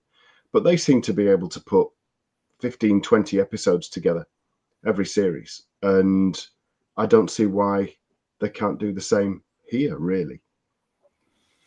Well, because they don't have the imagination or the ability. That's all. I know they've got a wider cast. They've got more of an ensemble cast, whereas Doctor Who is fewer key characters. So, you probably need them more. But all the same, 8 episodes is nothing, really, is it? It's like I'm saying now, Doctor Who seems to produce just for money. And as you were pointing out earlier, content rather than plot or substance. Yeah. It's lazy. These current production teams that we've had in place for the last 6-7 years don't care. Yeah. There's no love for this thing. It's just churn. Let's see how we can pee people off. Let's see how we can change things up. That's why they changed the Daleks in Victory of the Daleks, wasn't it? Just to get more merchandising. We've got new Dalek design. Yeah. Yay! Go and buy some more merchandise. Well, it's why they changed the sonic screwdriver every bloody Doctor. Yeah. So that there's more money coming in that way. Utter nonsense. Nobody really cares, apart from the minority of fans that this thing attracts. They don't understand what regeneration is about because they haven't been given the proper substance. The last time they did it properly, I think, would have been Tennant's exit, because even the Matt Smith thing was done. That was a weird one. That kind of, I think it's referred to in fandom as the sneeze regeneration. He does it so. Oh, really? Bizarre. Yeah, I've seen that written somewhere. You don't have to go with that, but that's what someone said. I just I mean, the problem with it as well is because they use it so more, they want to do something different with it. Hence the Smith to Capaldi, hence the bi-generation. No, just try not to do it as often. Treat your actor right. Give them good scripts. Don't go sacking them. Yeah. Make sure you've got the right cast member to play the Doctor. I think when you see the way that regeneration has been messed around, certainly more recently, I think it underlines the fact that actually, if you're going to do that with this key thing that's part of the entire mythos of the series, if you're going to do that, it shows that actually you don't really understand it that much after all, and you can't really be a fan. So I would just say that it just underlines more and more that Russell T Davies and those like him are absolute charlatans, to be honest. Because if you were a fan and you did love it and you did know your stuff, you would do it. You'd know why it was wrong. You wouldn't do it. Yeah. As a child who watched both Katarina and Sarah Kingdom previously die when Hartnell collapsed on the TARDIS floor and his face just changed, it was shocking. I've no idea this was going to happen, says Hartnell's ghost, I'm sure. And I'm so jealous you saw those episodes, I have to say. Yeah. Me too. But the whole thing about that Saturday evening in 1966 was groundbreaking. They had never changed a lead actor like that in anything before. And that was the gift that they made up with Doctor Who. Oh, yeah, he's an alien.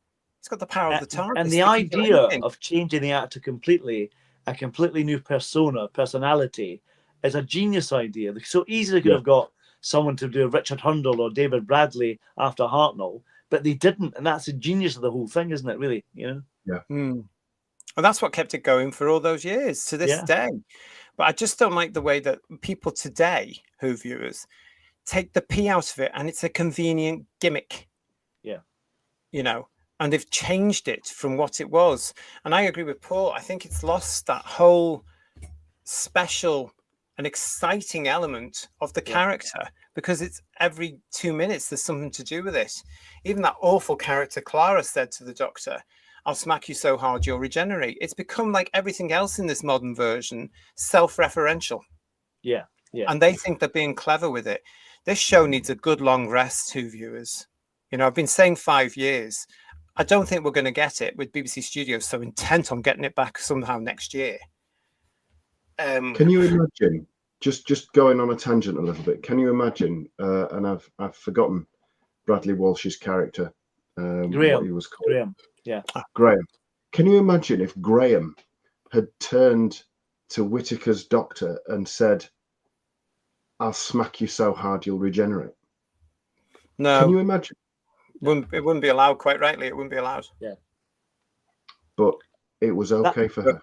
Yeah, but if when you're doing it to a man, it's supposed to be funny. It's not. Yeah. It's still physical violence. Well, it's interesting. I find it really odd, and maybe I'm an old-fashioned kind of a guy. I don't know, who knows. But the in Jodie's episode, the Rosa episode, I know you've not seen this, JT, but there's an episode that there's a space racist character in it, and he grabs Jodie by the throat. I think, if you remember that, Ian. And I found that quite disturbing because obviously, he shouldn't be hitting women. That's just an odd kind of. It was an odd kind of moment. It just didn't gel with me at all. It felt really awkward and odd. You know what I mean? You know that happened. This is what can happen, Paul, when you've got writers and producers and production teams who are trying to do something that they feel is right on. Yeah, yeah. Just write science fiction, you dorks. Honestly, go back and look at what Doctor Who is. You know. Jason Parker's with us saying the new series must be disregarded from the show. Here, Jason, I'm with you. Out with the 2006 present fantasy, Queeners folk, and in with the real Who sci-fi show, if it ever returns, which needs to be a long time. And Paul Richards saying, with Tom regenerating to Peter, my father spoiled the moment by saying, oh, it's the bloody vet from All Creatures. Well, Tom did describe him as a wet vet as well, didn't he? Wet vet. Yeah. I turned into a bloody wet vet, he says. Yes. The way RTD tried to make War Games regeneration like modern versions. Now, that's from Duncan Evans. This is the other thing I'm worried about. And the fans, certain fans do this as well. Leave the regenerations of the classic series alone. Yeah. They are far superior to this golden crap that goes on now. The Doctor's regenerations should look different. And when you bastardize them and you change them, you're taking away consultation time, director time, visual effects time, actors time. Yeah. You're taking away the production designs. Leave it alone. Stop being so disrespectful. Because I tell you something, when I watch those videos now, as I said, I am bored when it comes to the new ones. I can't get through them because you just know after Eccleston and Tennant, they're all the same gold. Who cares? Yeah. The magic goes. Can you imagine if we go to another thing like the Albert Hall do and they put all the regenerations on and now there's several millions of them? Yeah. It's just, oh, please. Boring. And they've done that deliberately. Yeah. I mean, I think the War Games, when they actually had Pertwee regenerate, from Troughton to Pertwee was done really well, the actual CGI. But why didn't they just do it like the Hartnell Troughton one or the Pertwee Baker one? You know what I mean? They could have done that quite easily if they were going to go that far with it. You know what I mean? Didn't have to do it at all. But if they were going to do that, could have not done it in the context of the period? You know what I mean? But Jason Parker saying, as a child, I was in total shock when a dead sixth Doctor was lying on the floor, suddenly morphing into the seventh. As a child with old grainy TV, this was really shocking, and I was very uncomfortable. Oh, and you couldn't tell it was Sylvester McCoy in a wig, obviously. Back then, you couldn't. With the television we had. Exactly. Yeah. With the televisions we had, you couldn't, because it was just so. It was well done for the time. Legion James saying, when I watched Legopolis for the first time, I wasn't aware that Tom was leaving until episode 2 or 3. But from the moment the Watcher was there, you knew something was coming. I was worried. It was great television. It's superb. The atmosphere of Legopolis is brilliant. We are going to do Regeneration at some point, aren't we, JT? And talk about that later on, aren't we? So more details. We'll get around to reviewing them all. I loved where he saw the Watcher across the motorway for the first time. Yeah. And the way he just stopped and looked, and that haunting music that was in the doorway of the TARDIS. That's wonderful. Yeah. And then when he sees him on the bridge as well in episode 2, that's superb too, isn't it? Yeah. And the way that Tom plays it, of course, it brings out the Doctor sort of theorizes immediately, because he just says nothing like this has ever happened before. And when he says, I can't remember the line, but I know something's wrong because he's here. Great moment, super. Nothing like that has happened to him before, but of course it had happened to Cho Chi. Yeah. So it was the precedent set in the show there, but that's how they put a spin on the regeneration. It was nothing to do with the regeneration; it was to do with a future version being wrapped up and brought to him. Nicely done, spookily done at the time. But now they don't have that sort of that wonderful beckoning from the Watcher. That was really good as well, wasn't it? Come here, I need a word. Yeah. Nicely done. It was very scary in a sense, wasn't it, everybody?